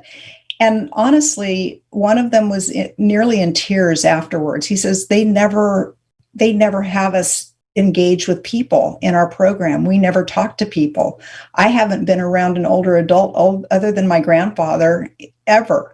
So they don't know who these people are that they're trying to design things for, and especially in health. If you don't understand health and healthcare and health behaviors, then you need to partner with the people that do. So this is going to be a very interdisciplinary ecosystem. And we really need to bring together the right people in these conversations and expose the technology builders to people that they're designing for. So design thinking is a really core part, human-centered design. So yeah, I think our engineering students really need opportunities to be around and actually be required to be with people that they're designing for. Well, thank you so much, Camille. This was a fascinating discussion, and I know our audience loved hearing about it. I just want to give you a chance to give us any last parting thoughts before we switch over to panel number 2. But once again, I want to thank you so much for really enlightening us about the ethical challenges that are faced in the healthcare environment. So we'll give you a chance to sort of leave us with your parting thought on that. Well, like I said, healthcare is slower to the game. It is a very conservative. Obviously, we're dealing with human health, and that's critical. That's not to say that other industries are not as important, because what I'm seeing is other industries are becoming health related.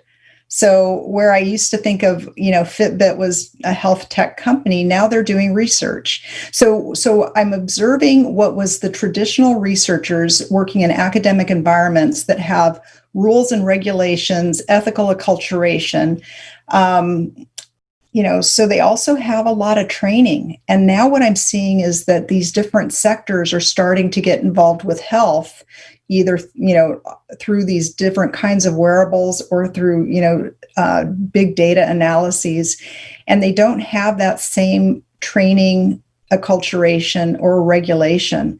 And so our ecosystem is variable when it comes to training and expectations about ethical decision-making. And I think we really need to kind of come together, because I don't like regulations to drive how I behave. I would much rather a community of peers be those whom I'm accountable to, rather than a regulatory compliance agency. So I would really encourage us to work carefully together and move this needle forward. But thank you so much for having me on the panel today. Camille, thank you so much. And again, thank you for your time and your insights. So with that, we're going to conclude our show corner and transition to our second panel.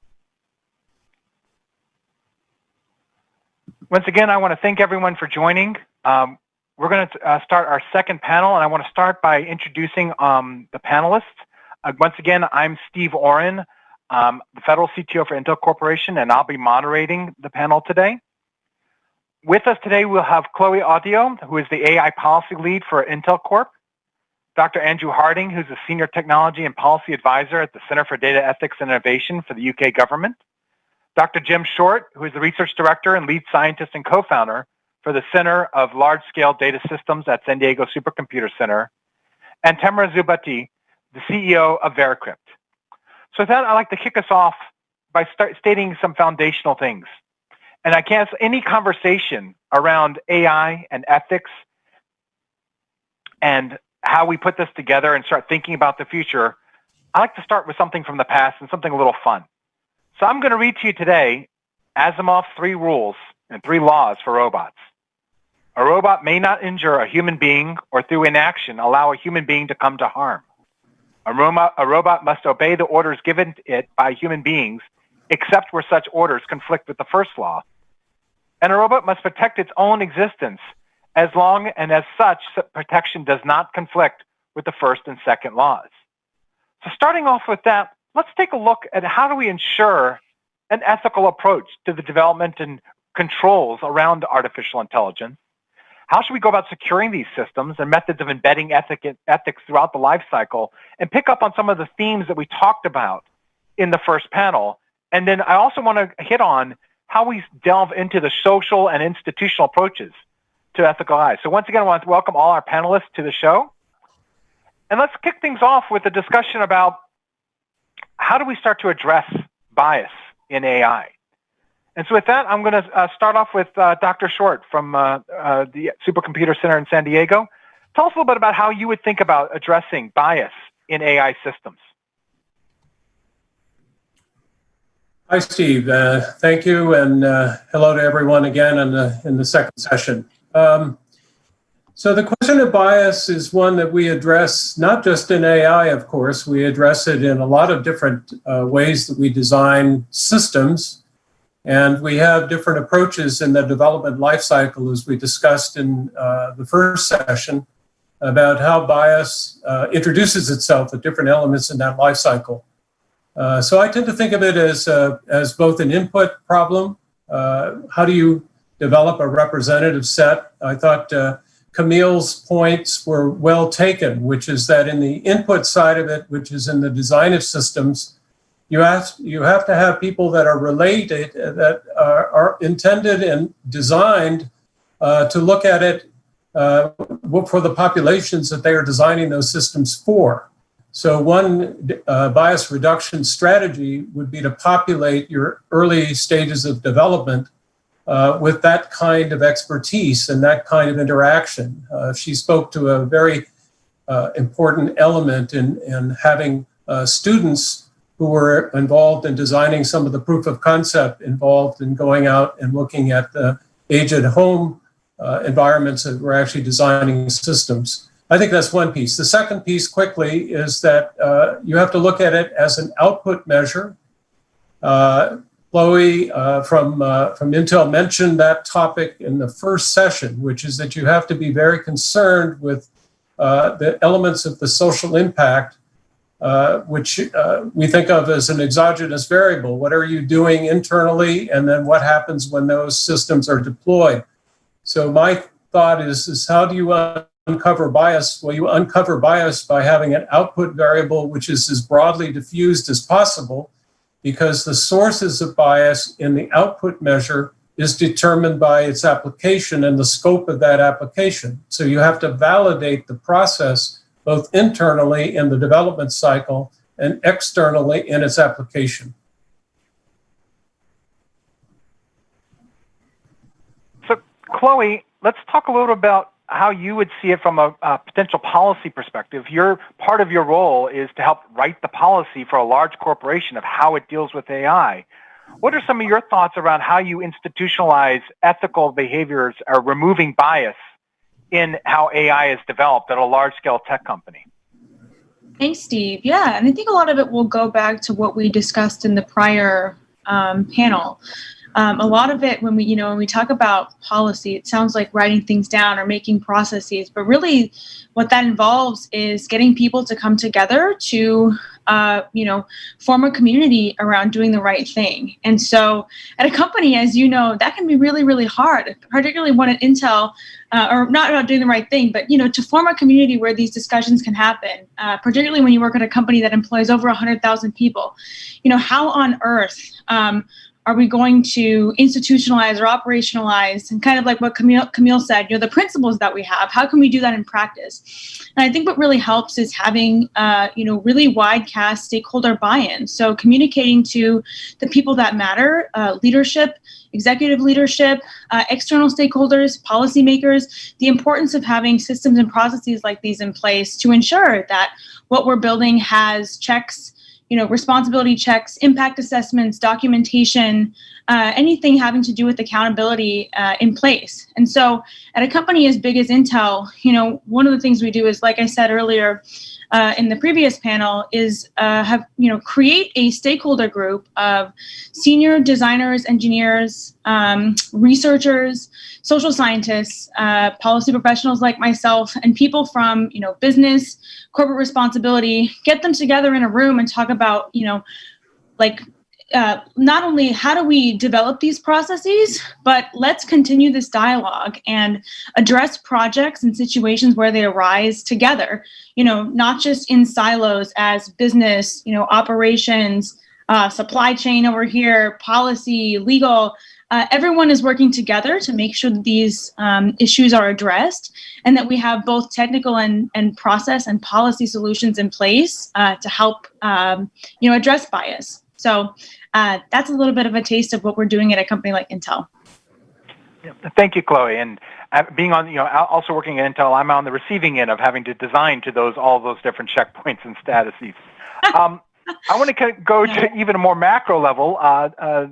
Andrew, when you look at a government like the UK, how would you think about whether it be regulating or institutionalizing the identification and addressing of bias in AI systems and data sets? So I'm gonna grab Chloe's last theme and just run with it, which is absolutely you need a whole bunch of different folks to figure out what appropriate action looks like, and you need folks way beyond the technical sphere in just full decision-making capacity to really understand how to implement this stuff.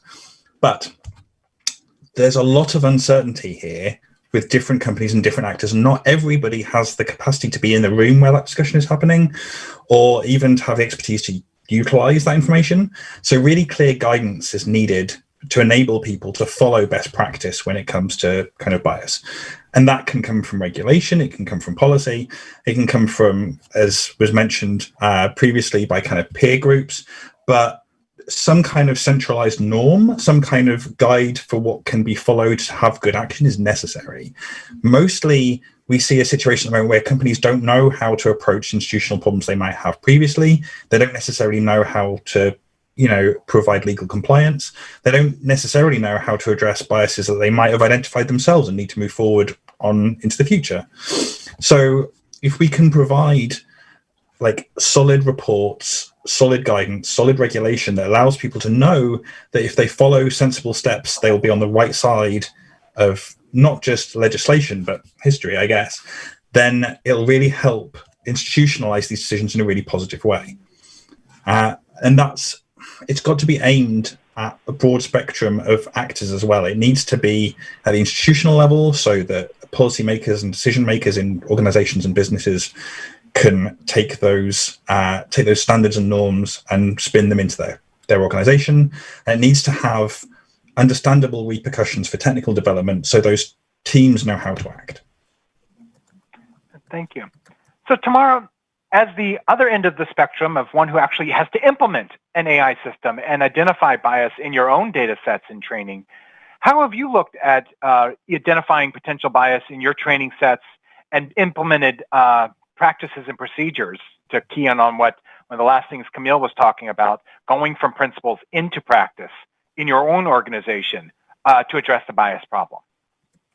Yeah, thank you, Steve. That's a great question. I feel like it's kind of an ongoing labor of love that's very intensive. And so it kind of starts with, for each of our models, being sure that we take the time before, when we make a new change, to go back and look at our data sets and visualize all the data sets and look at, well, are we missing something? Is maybe the data that we're getting, is it skewed? Is it not representative? And again, it's hard for us to see the whole picture if we're just looking at one data set, but that is definitely one of the steps that we need to take, is actually looking at the data and exploring the data, and then looking into measuring our accuracy, various types of quality assurance, gut checking, scoring all sorts of different content to make sure that there's not hidden interactions or things that we can't account for. A lot of research, a lot of just running a lot of content through and then measuring the outputs and then looking at what we expected and then what actually happened.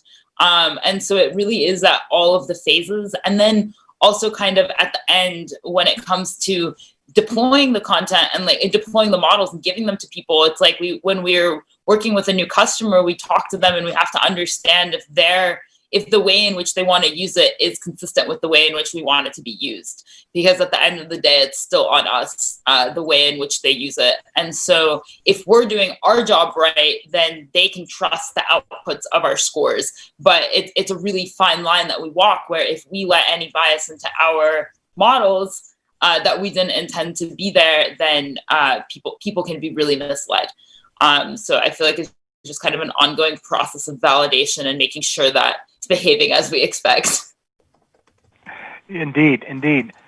Andrew, I want to throw something back at you a little bit and just use you to start this conversation. When we talk about ethics and doing ethical AI and addressing bias that may be inherent in AI systems or in the data sets, how do you deal with the fact that different communities, or in your case, different governments, may have different values or different definitions of what is considered to be ethical behavior? This is a really thorny question. This sense of kind of what is fair and what is unfair is so variable. You might find that someone in a community feels that one thing is fair, while one of their peers feels that it's absolutely not. And it can vary along very strange lines. It can vary most certainly with age. It can vary with kind of economic background, as mentioned by Camille. It can vary by voting intention. It can vary in all kinds of different and odd ways. So when you look at things like academic literature on algorithmic fairness, and you see this noble attempt to try and encode fairness and bias metrics into machine learning in such a way that you'll be able to detect, measure, and mitigate against bias, you can't help but feel that this is a very, very difficult subject, and it's hard to manage. I think, firstly, you have to have really big open dialogue with your public, whoever that is, whoever the end recipient of your tool is, and you have to allow that ongoing conversation to help people feel like they're being listened to and inculcate that kind of trust that you mentioned earlier. So first thing is you have to have that transparency, that trust. Otherwise, you're not going to get anywhere at all. Second thing is you really have to look into agency and how people feel like they have control over their own destiny or not, because that, it turns out, is a massive factor in whether people think things are fair or not. And kind of lastly, you have to have enough oversight and enough kind of, again, human control of how these things are implemented to be able to make sure that you've not missed nuance or context, which are infamously absent in many machine learning tools. So, Jim, maybe you can talk to us a little bit, with your background in data science, about agency and how you bring agency to bear when you're starting to think about decision systems and AI systems.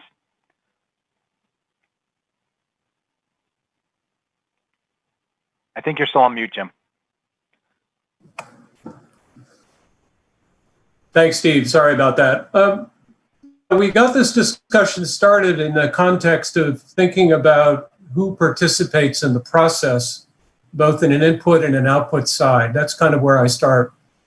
And Camille, in your interview and that session, mentioned the Belmont Report. And I think for those who are joining this session, if you don't know what the Belmont Report is, have a look at it if you want to look at this context of what we're trying to address in the notion of ethics, because it's basically a summary of what I would call institutional norms and policy development for how institutions try to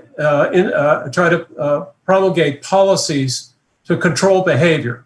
I mean, that's more or less what the Belmont Report does. What is striking about AI, and I think Andrew and others have mentioned it in the first and the subsequent discussions, is who has agency in the discussion of what is ethical AI.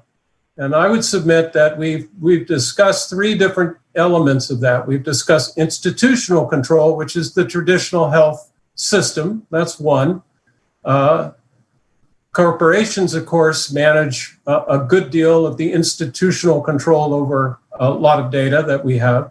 The second would be communities, and Camille mentioned the notion of communities. And that's important because in principle, communities have a higher degree of what Andrew mentioned, which is a shared trust.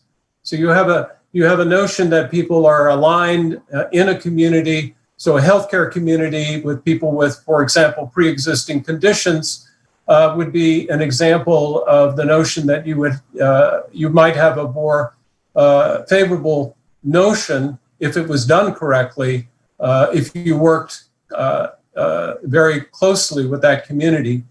And of course, the third is individual, which is the ability of the individual affected by AI to have agency in the process. So one is whether you have voice in the decision making by institutions. Another is whether you have a technology that actually allows you to have voice by the control of the use of that technology. That's a whole different topic area. And I think that we're investigating, and maybe we can develop that, but a quick example of that is in the blockchain area.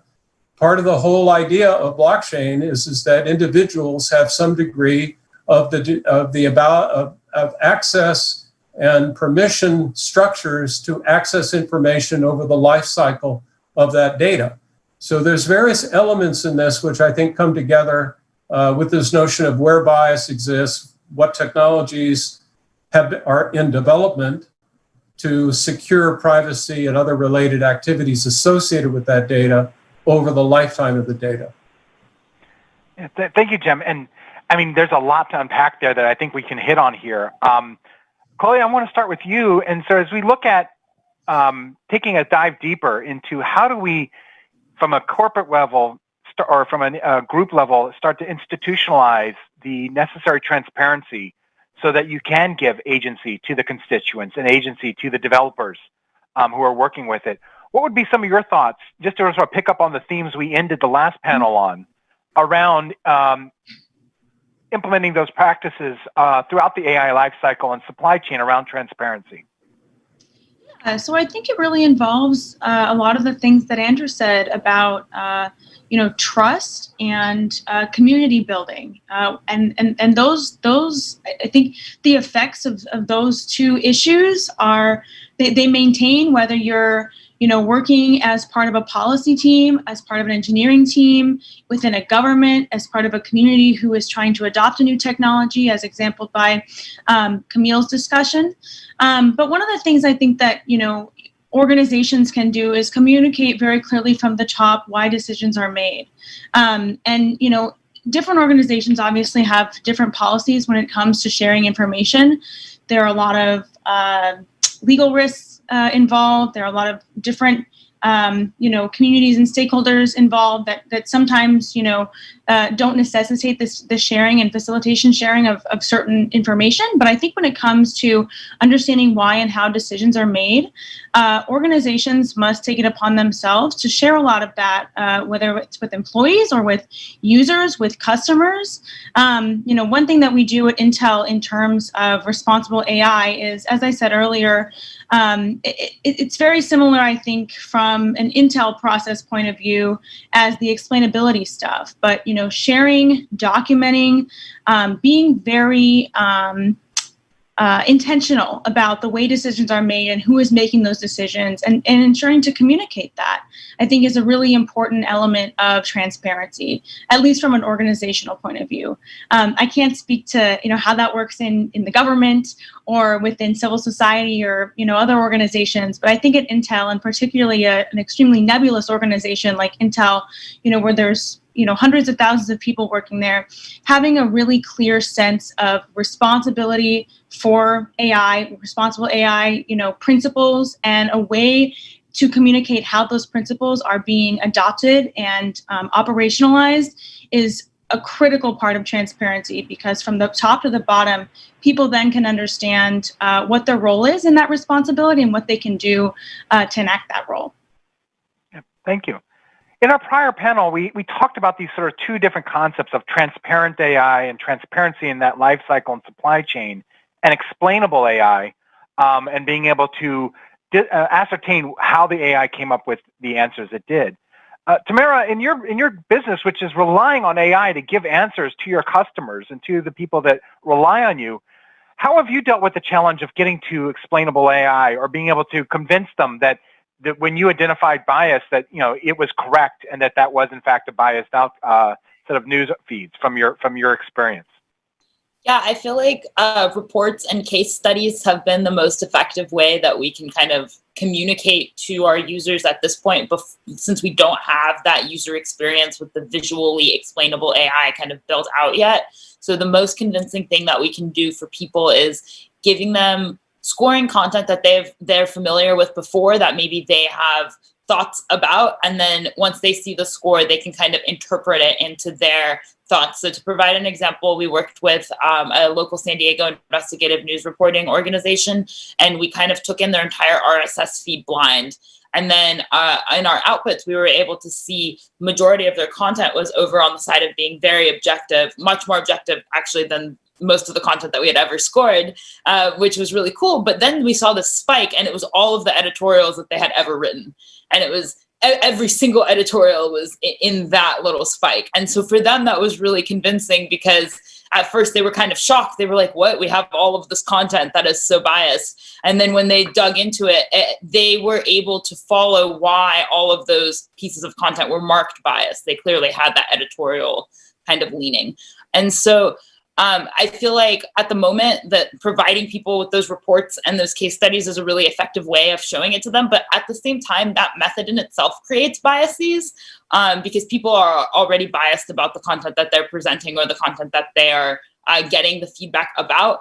But it is a really effective way to kind of explain to people what the algorithm is seeing and why it's making those decisions.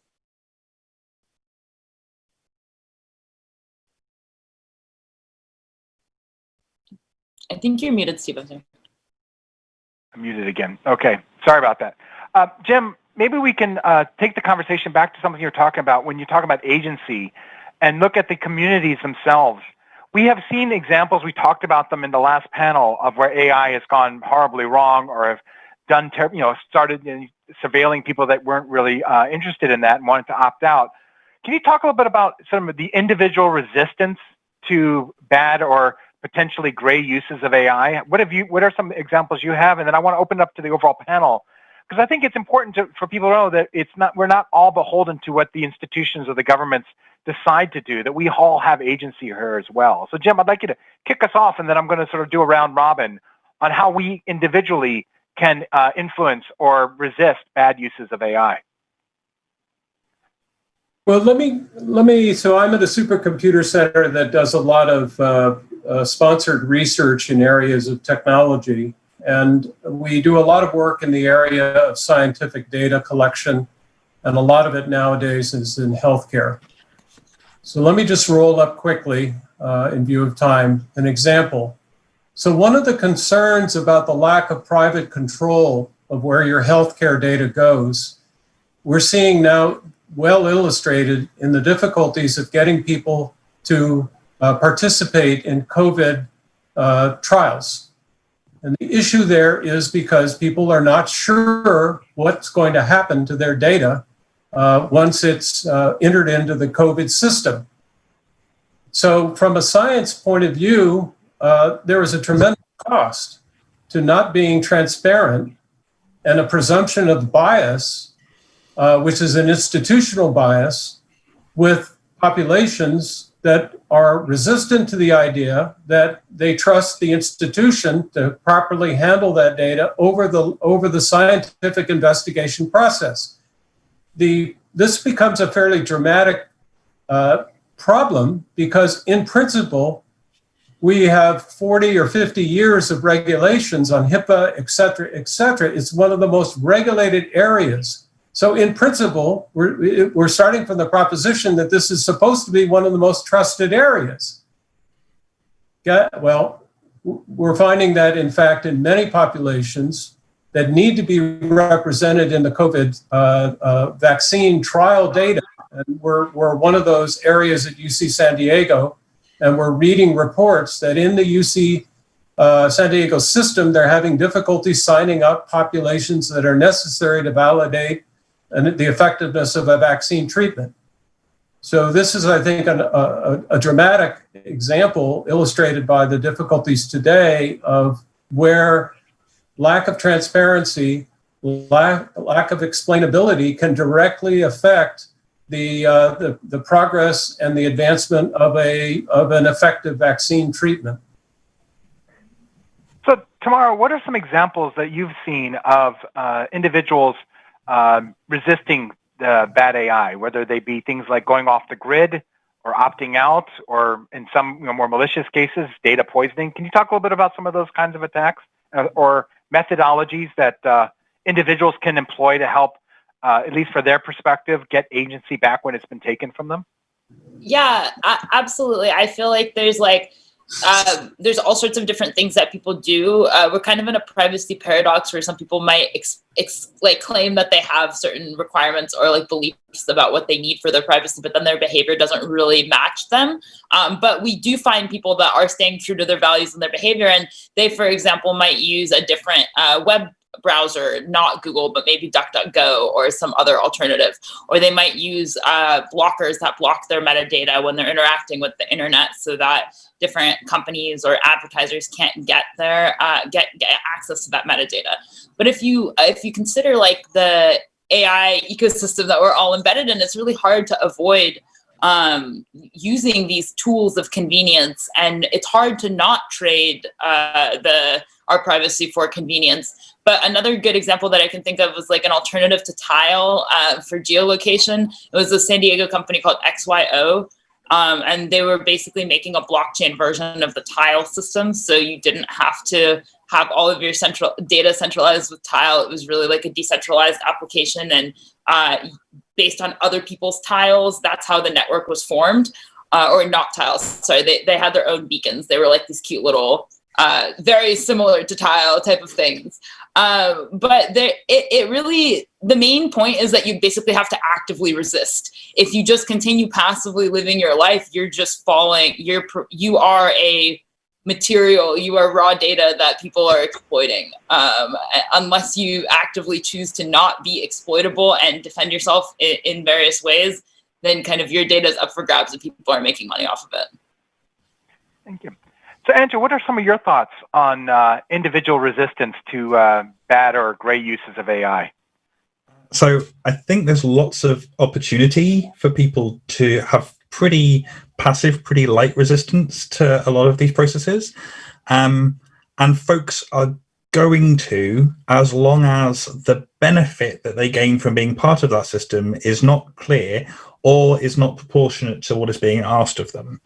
So in the most simple case, if you're asked for your details while signing into somebody's Wi-Fi, you may lie. You may give them a burner email address and completely false details. You might like mickey.mouse@disney.com and just like let that run, because the benefit you gain from giving them information is minimal compared to the service you're being provided, and the two aren't tethered at all. You can see a lot of kind of resistance by individual small fashion companies to facial recognition technology. So you can see patterns developed weirdly in naval warfare now being used to develop masks or bandanas or the like, which produce a kind of a dazzle pattern that screws with how people recognize faces in kind of dark and light areas, because there's no real benefit for them to interact with a facial recognition technology of any kind. So why not opt out via the medium of that mechanism? My favorite story of this is you'll be aware of kind of loyalty cards that you get for supermarket shopping. And in the UK, I've heard anecdotal tales of student halls all having one card for one supermarket, and they just tack it to the fridge, and every time someone goes out to the shop, they take their card and they take it with them. And because you're talking about 6, 12, maybe 20 individuals all using the same card, the data is essentially meaningless. And they get all the deals from all of the purchases that they would buy. So again, the kind of what you're giving and what you're getting aren't tethered and provide you no reason not to spoof, your information.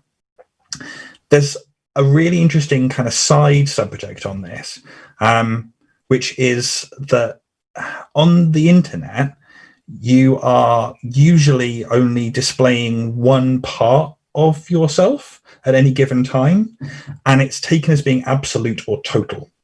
So you might be in a particular age bracket, you might be of a particular gender, you might be from a particular ethnic background. And whatever you give a particular system is taking this being representative of your totality.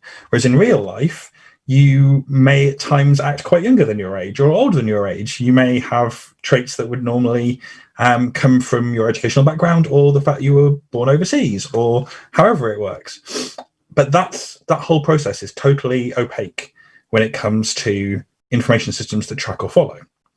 So only when people are given the ability to gain the equivalent amounts of value from what they provide and represent themselves fully will people not be tempted to evade or spoof or arrange other mechanisms to get around systems and processes.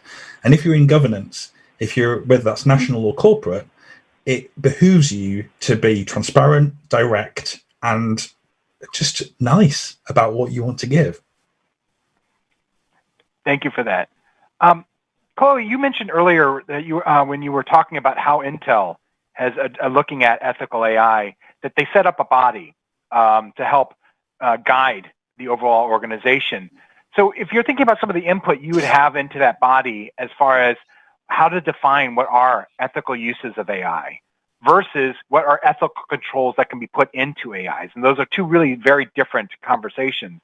But starting with the first one, how do you inform that body to make ethical choices around the use of AI? Sorry, I was on mute, but question of the day, right, Steve?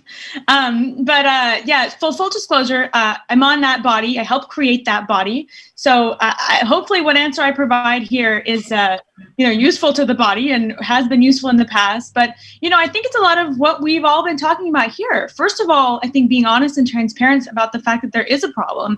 I mean, and to what Andrew was saying too, I mean, not forming a body, thinking that we can solve this with technical solutions, that, press cycles will overturn the next, ethical AI issue. This is simply just not an option anymore. And so I think that being honest from a corporate governance point of view and saying we need this body, we need to create it, we need to put some processes and governance in place was the first step. So I think just being honest and transparent about the problem, about the issues, and starting to ask, really, what can we do about this? And not just what we can do from a reactive or, marketing, legal point of view, what can we do from the beginning, from the build, from the technology development, process visualization, conception point, all the way through, the software development lifecycle, the data set intake process, our various privacy impact assessments, and then, governance and agreements with customers in terms of what our products and services can and cannot be used for in, licensing agreements, customer agreements, whatever we're doing. So I think it's really a holistic sort of all the way through approach to ethics. But like I said, from a responsibility point of view, right, rather than thinking about it in terms of ethics. So I think that answers your question for the technology build and development ask. But like I said, when it comes to the ethical uses, Intel I think is often most people would consider Intel an ingredient provider, right? We provide hardware components that are sold to customers all over the world and can be used for so many different things, in many cases in which we have no control and we can't track. And so I think one thing that Intel has done that I'm really proud of is actually going one step further to include in agreements with customers, these are specified misuses where we become aware of Intel products or services being used to violate human rights. We will stop engage, business with that customer until we can gain high confidence that our products and services are no longer being used in a human rights violation or contributing to or linked to a human rights violation. And so, from a misuse point of view, I think that's something that we've done from a governance point of view to try to address some of these issues. But, like we've said on this panel, this is an ongoing dialogue. It's an ongoing conversation.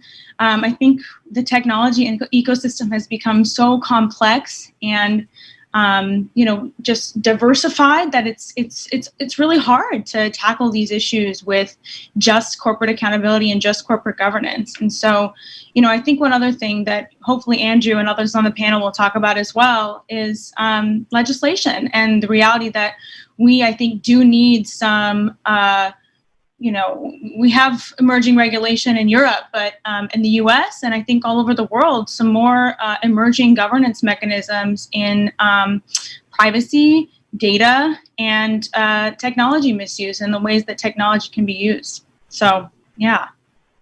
Yeah, thank you, Clay. And again, I'm familiar with the body that you helped create, and I think one of the really powerful things about it is the diversity of thought. So that is something that I think was really smart on that part, is that it's, as a big technology company, we do actually have lots of people who aren't by definition just technologists. And so having those diverse thoughts and also having an international flavor to that body, so it's not just US or US and Europe, it's a global group, helps at least get a more diverse result. And so Jim, I'm going to throw a hardball at you here real fast. So we talked about the need for some way of understanding how to implement ethical uses, and from what Chloe was discussing. But at the tactical level, what would be some examples of controls that you'd like to see built in to help guide ethical use of AI? What would be some of those actual implementation controls that you would recommend or that you'd like to see more in development about? So that's not an easier question, Steve. What we've been discussing is kind of what I would call the dimension of the responsibility for the creation, development, and adoption. I think so the word control has got a lot of associated meanings associated with it. So let's not talk about control, let's talk about accountability. So a specific element in ethical behavior is agency and accountability for that behavior. And so the notion of being able to, so that can guide policy in terms of defining responsibility, and when that responsibility is not followed in the manner that is consistent with a social construct, you have to have somebody who is accountable. And one of the areas that we've been looking at is to try to sort out who in an organization is actually accountable for a system that goes wrong. And let me give you one quick example. So in the circumstances where some of the vehicles that have been tested for the robotic automation, they've either injured people or run in and destroyed property and so forth and so on. It has been extremely difficult to understand who was actually accountable in those circumstances. Legally, and we've spoken to some law faculty about this, the law is not clear. And unfortunately, the way the law works is you have to have a lot of cases that are adjudicated, right? It's a procedural concept. It's not, it relates to ethical behavior, but law is the business of looking at consistent application of legal principles to a series of cases. This is what we don't want. We don't want a lot of cases of AI misbehaving. So we have to move this forward in some way, and I think Andrew and Tamara and others have described the question that you have to have policy, and I think a big element of that policy has to define accountability. Absolutely. So Tamara, when we talk about the accountability, there is discussion about, well, who's accountable? And if you take a system, and I'm going to take the example we used earlier, if you take something like a Tesla, where there's a driver, there's the car builder, there's the software developer, there's the government that owns the roads and owns the infrastructure and applies the rules for what that car is going to be driving on. How do we start to think about who's accountable, and where do we start to implement those controls of AR? Is it purely the personal, the individual? Is it at the institution, at the government? I want to tease this out a little bit more, because I think this is an interesting area of a conversation around who's on the hook and who should be on the hook for implementing controls and making decisions based on the AI? Yeah, I mean, that's a pretty hard question, Steve. Thank you.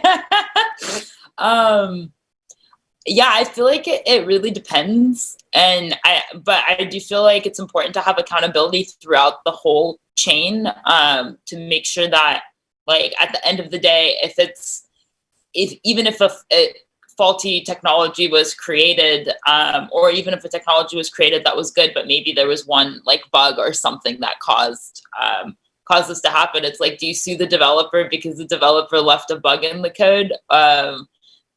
I feel like that's really tough. I'm honestly not super sure, but what I can kind of think about is if we can find examples of, and kind of Steve, Jim, this gets back to your point of you need kind of repeated cases to make a case. So if we find like clear evidence that certain things are leading to like a bad outcome. So to draw on the Tesla example, like if we find that a specific turn on the road is causing a higher percentage of accidents to happen on that road compared to other roads, maybe it's worth addressing the road itself. It really just depends on kind of the situation.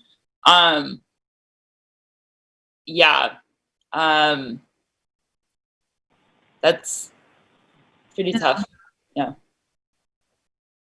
So let's talk a little bit about the different responsible individuals in the AI lifecycle, and start talking about because we're talking about in this panel is about how do we start thinking about ethical controls, whether they be practical implementations of technology to control the AI, or guidance, regulation, and policy.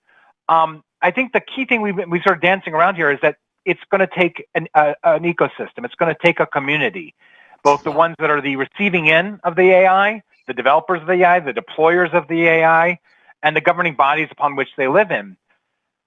Is this going to be a social versus institutional battle? Can we have the two come together?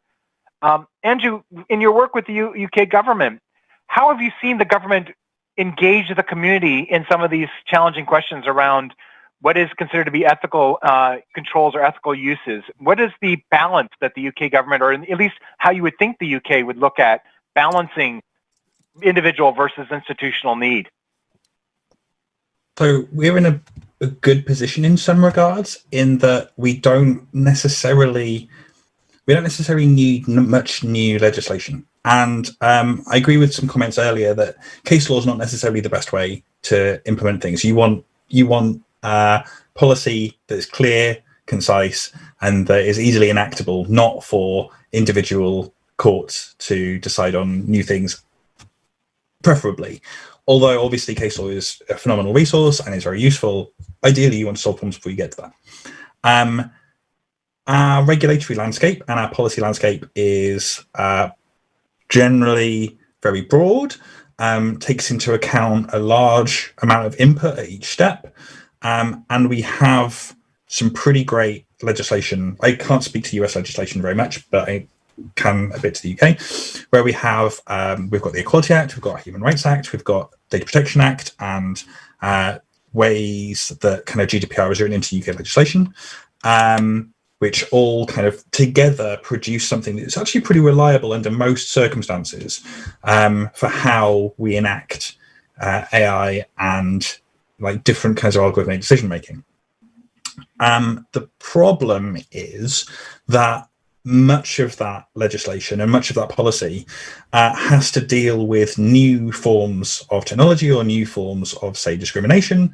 And although the legal clarity might be there in terms of what to do if someone is discriminated against, it might not be clear about how it works under new and different circumstances. And that's the point where having a lot of kind of convening a large number of people, kind of talking around how these new frontiers change and shift your interpretation or enactment of that policy is really important.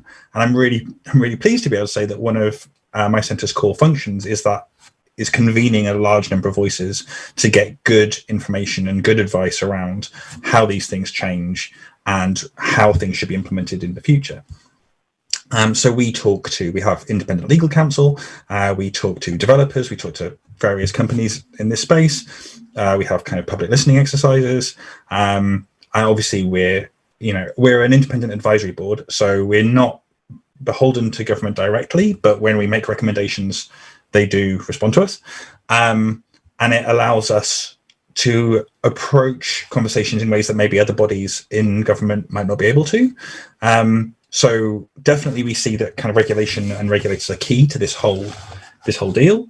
But when a regulator shows up on your doorstep, sometimes you're not super keen to, divulge things. And when we show up, that's a slightly different conversation. So being able to convene a broad spectrum of people who are involved or invested in conversations and kind of boil down their opinions and ideas into something that is reliable and robust and would make good policy is something we're very invested in. There really are some truly fascinating kind of corners and avenues of how law applies or doesn't. And discrimination law is definitely one of them. So we have a thing in the UK called protected characteristics, which are not unlike the special characteristics in European law. And they are things like kind of age, disability, sexual orientation, marital status, so on and so forth. And we've got this really interesting conversation going at the moment where if you want to test your systems for bias, then you need to collect data about people to be able to do so. But you can't then have it in your process. So how do you make sure people trust you enough to give you that information? And how do you then use it responsibly? And we don't have clear methods and modes for that yet. So it'll be really interesting how we go forward. Does that involve data trusts? Do data trusts work? What are the things you need to jump over to get data trusts to work? There's economic, social, philosophical, legal, practical things that you need to deal with. But it's all fascinating. Yeah. So Tamara, in some of your experience with trying to deal with lawmakers, what have you found as far as being able to get them information or get information out of them? You're on mute.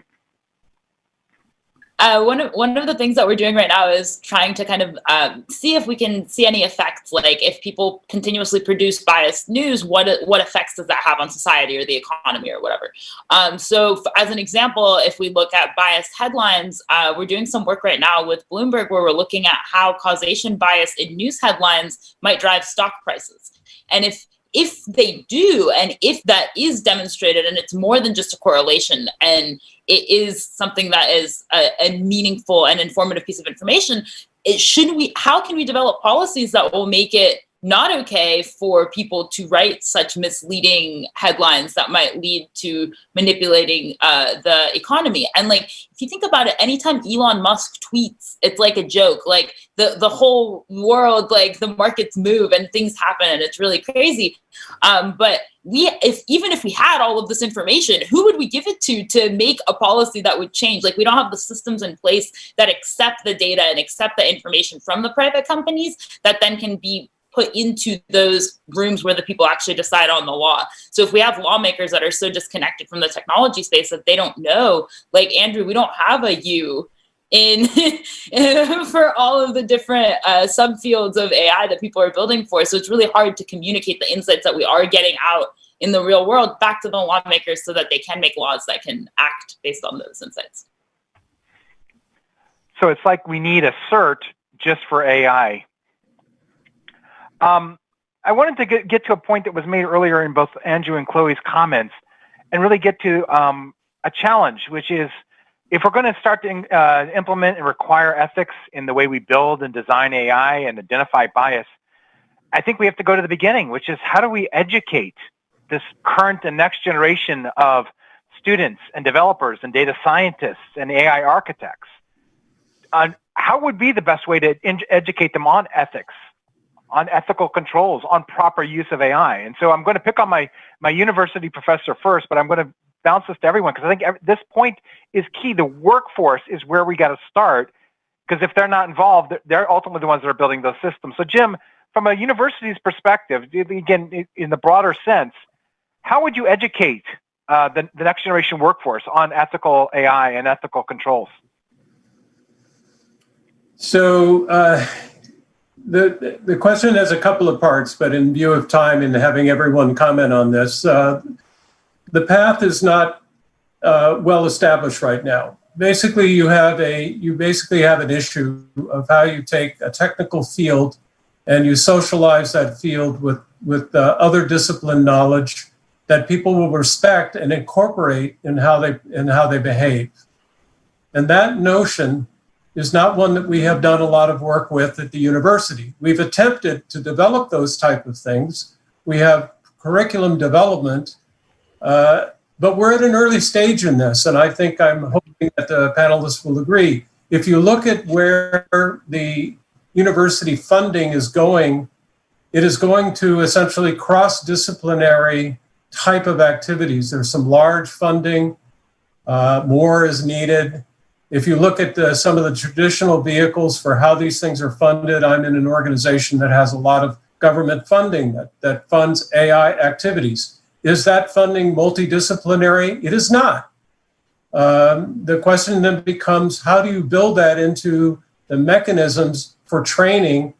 The most effective training I think we do in the university is intern positions with companies and development of POC, proof of concept type of early stage development, which is reflected in both in Tamara's organization and I know in a lot of work that Intel has been doing. That's how you kind of get to it. You've got to get at the beginning of the cycle.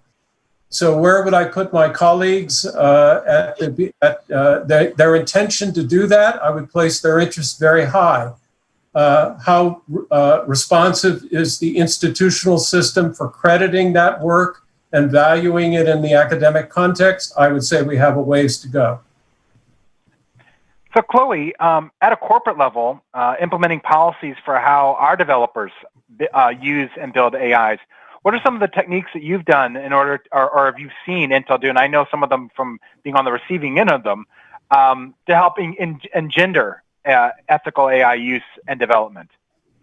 Yeah, I'll be happy to talk about it. But first, I just really want to quickly piggyback off of what Jim said, with an anecdote. And I, first of all, totally agree with what he said about, sort of realigning some of these priorities from an academic and institutional point of view. What do we need to focus?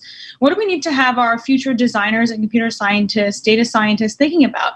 When I was at UC Berkeley in 2014, there was only one and this has changed, obviously, I think, in the industry, more classes on the social implications of computing or whatnot. But when I was at UC Berkeley in 2014, there was one class available for computer science students to learn about, the social implications of what they were building, what they were designing. It was one credit. It was optional. And it met once a week. So how many people do you think were in that class? Not very many. Yeah, they're not very many. Yeah, it was small. It was very small. I took it because this was the field of study that I was really interested in. But think about what the impact would be if we had a class like that, maybe 3 or 4. I don't know. I don't want to get crazy, but that was required of our computer science students, where instead of just relying on internships or corporate experience, part of their academic achievement and grading was dependent upon their ability to think about the ways in which their technology will impact society. Anyways, just had to provide that anecdote. But from a corporate point of view, Steve, and I'd love to hear your perspective on this too, as someone who's on the receiving end. I think just socializing the work that we're doing, right? Giving opportunities for people to get involved. This is in process now, but I think that we're working on translating some of the materials from our Responsible AI Ethics Council into corporate-wide training that will be taken for specific engineering groups and business units at Intel, but also incorporated into our company-wide code of conduct so that employees, where they think there is an ethical concern or have issues or concerns about something, but they're not really sure what to do about it, at least they have an avenue to figure out how to ameliorate that concern or address it. But I think really setting the tone from the top, our leadership has been very clear that this is an important issue. And so having people feel empowered in wanting to learn more about this, knowing how to, or feeling empowered in communicating about it, addressing concerns, thinking about ethics, all of that gets better and more pronounced when your leadership is invested in this issue. So more to come, but I think that, these types of trainings and just being transparent about what's important here is really, really critical. Yeah. And I'll echo as one of the senior technical leaders at Intel. We were all brought in and given specific training on how to identify bias, how to understand how that bias introduces into data, even for those of us that are very familiar with the technology that it was being adopted, and to be able what to look for. And then we were also given training on how to work with our junior technical audience in order to be able to help them become better trained on using AI and identifying biases. And it was basically, they said, your job as a senior technical leader is to help shepherd the junior technical folks and those in your organization and across the organization. So we are definitely seeing that sort of tops down kind of approach. Tamara, as a small company that's got to stay nimble, but at the same time wanting to build an AI system that does right by the world, how have you inculcated that inside the mantras inside your organization with your small developer team to encourage them to get the product out the door, but to do it ethically? Yeah, I feel like that's become just a core part of our corporate culture. Anybody who joins our team, it's the first thing that we start with. That's kind of the traits that we look for in candidates for positions are how transparent are they? What are their views on kind of transparency? But I feel like another thing that we try to do is kind of keep a close ear to our users. And I feel like working on technology solutions in a vacuum is very different than working on technology solutions in situ. And I feel like Camille really touched on this well. The user-centered design process really helps with being grounded in that design flow and actually making sure that you're building things that people need and want and are usable for people and meet people's standards. And so I feel like by constantly having that open channel of communication with the users, we're able to really understand what their privacy needs are and what ethics means to them and what the things that we need to do are to meet their standards. And whether that be like not tracking user data, like people want us to track everything that everybody scores and then get all of these insights about people, and that's not what we're interested in doing. And also our policies about like burning content that people run through VeriCrypt, like we're not keeping your content. If you're a news provider and you're running sensitive information, it's not our job to keep. So I feel like echoing kind of everything that's been said, it has to be the whole company, the whole ecosystem has to have this in the vision by design. From inception, this has been our vision and a core part of our mission. And I feel like that's really the only way to get it done. And as an early stage company, you always have the risk that like financial pressures in the future are going to push you to do things that are unethical. And that's really our biggest kind of concern. And it's something that we're super upfront with people about. We're not willing to sacrifice our values for the money. So that's kind of where we're at. So Andrew, what can governments do, and not just the UK, but governments in general, do to help get that next generation workforce, whether it be the student body, get educated on ethical AI, or as many conversations right now in the US of the retraining of our workforce? What are some things that governments can do to help get that message out, or to inspire the next generation so that we get more courses in AI and ethics? So first of all, I don't envy Jim at all in this. I think higher education is a very difficult spot for this whole deal. I think we ask an awful lot of researchers in specialist subjects before we ask them then to diversify into other subjects again. If you are going to be a successful researcher in a field, you need to understand an awful lot of things around your subject, not just the subject itself. So to then expect that to be 2 or 3 times over is a rough call. I feel like in the UK, and to a certain extent in the US as well, we have some really good centers of expertise that, rather than asking individuals to diversify, put people from different backgrounds right next to each other in ways that allow for this collegiate transfer of knowledge. And I think that's a really positive way of going about this, because rather than making sure that people have to specialize and specialize and specialize again, they can gain really deep knowledge in their field, but then have meaningful conversations and meaningful work with people who have deep knowledge in other fields. So I think that's a really positive move. The UK is kind of investing in pipeline diversity in subjects like STEM, which is really useful and really valuable. I think we have some really good champions. There's a couple of people who come immediately to mind for diversity in kind of in mathematics and computing subjects. And I think we are getting there. But there are places where we kind of need to identify where there are gaps, really kind of pull up our socks and get to work on tackling those gaps and put programs in place that will help fill those gaps.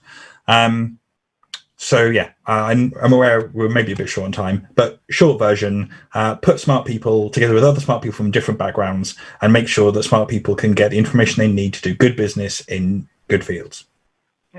Thank you, Andrew. And that's actually a good setup for the final section here before we transition. I want to give every one of our panelists 30 seconds to leave us with a parting thought on ethical AI and how do we get there. And I'm going to do a reverse order because I know, Tamara, you always get called last, so you're going to go first. Okay, great.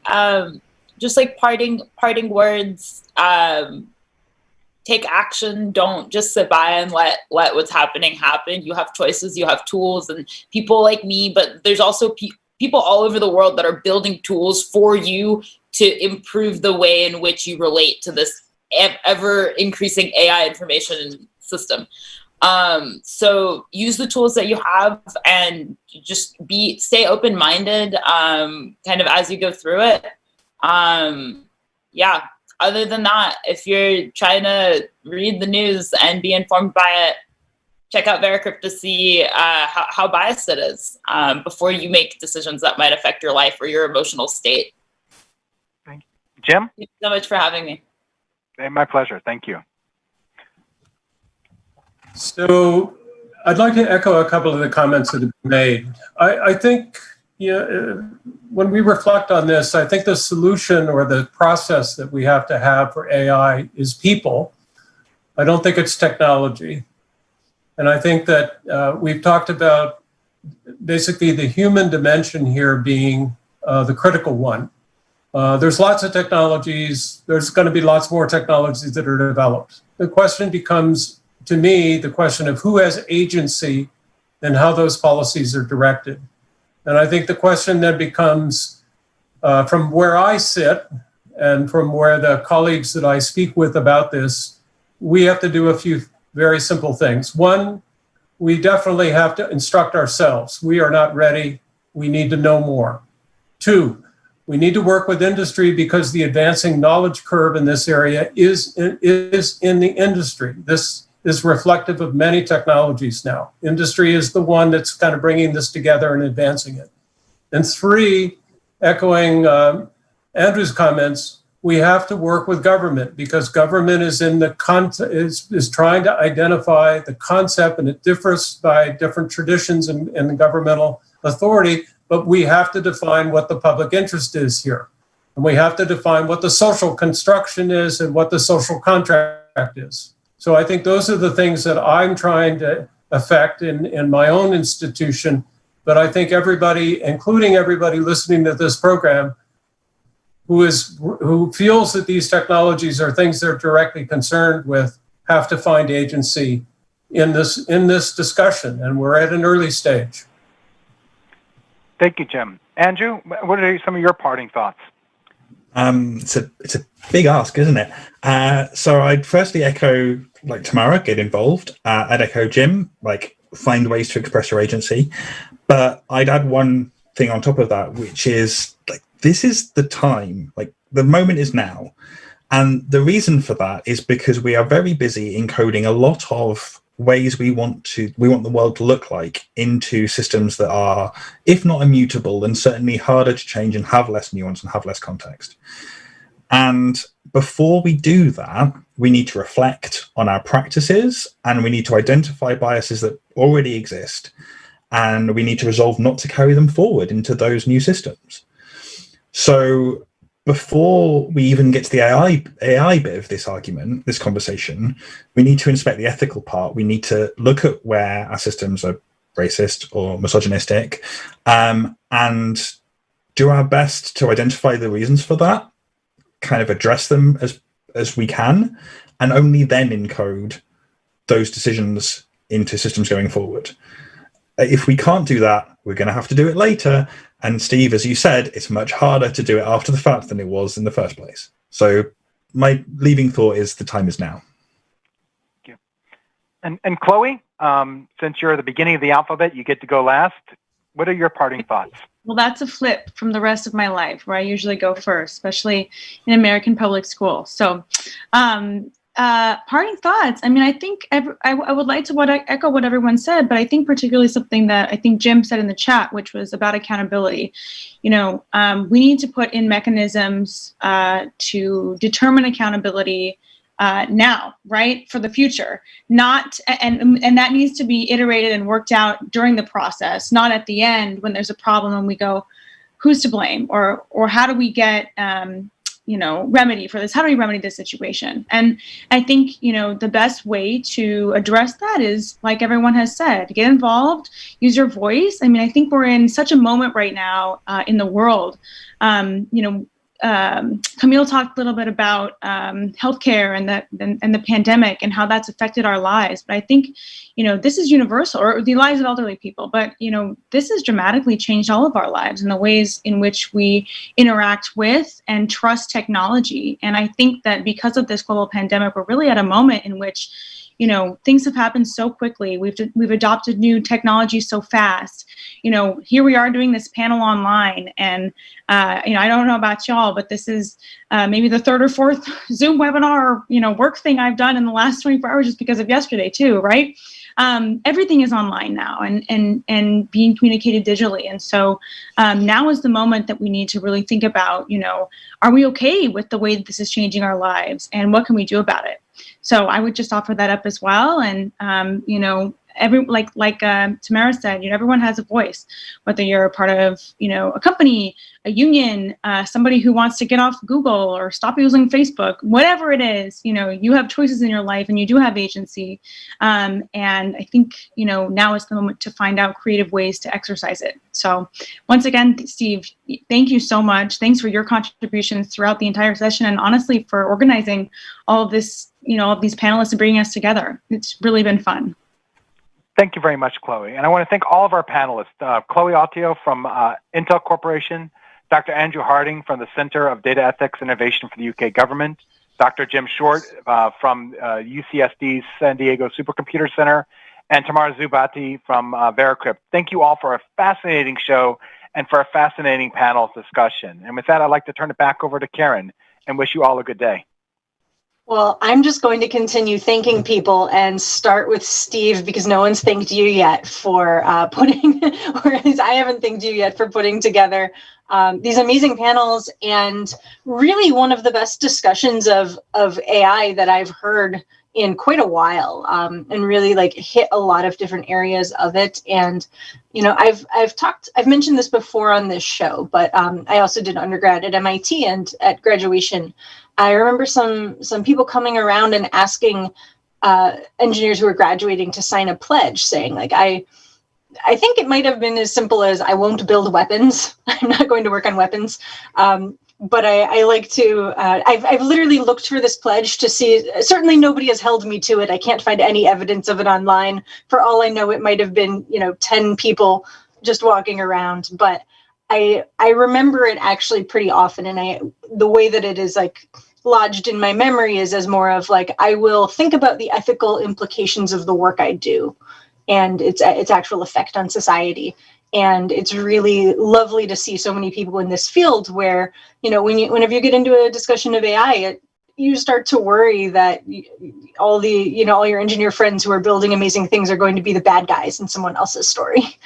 And it's lovely to hear such, a description of the problem, but also the concrete ways in which, a lot of well-intentioned and very intelligent people are working on it. So thank you so much. I loved this, and I'm sure that, it was instructive both to people in the field and, outside of the field. So thank you so much to all of you.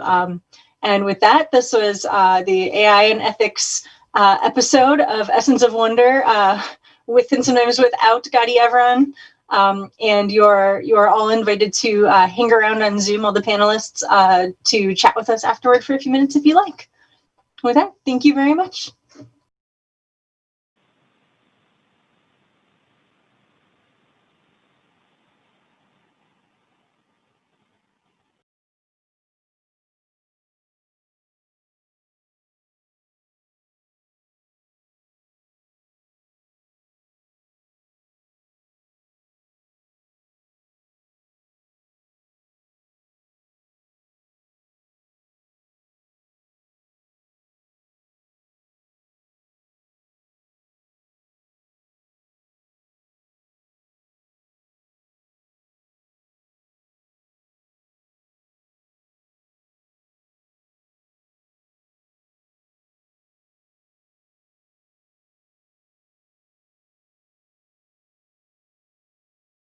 Oh, I muted myself. Who are all of them? I think we're alone. It's just us. Our crew will start to come on. You guys were awesome. Thank you guys. Thank you so much. Thanks, everyone.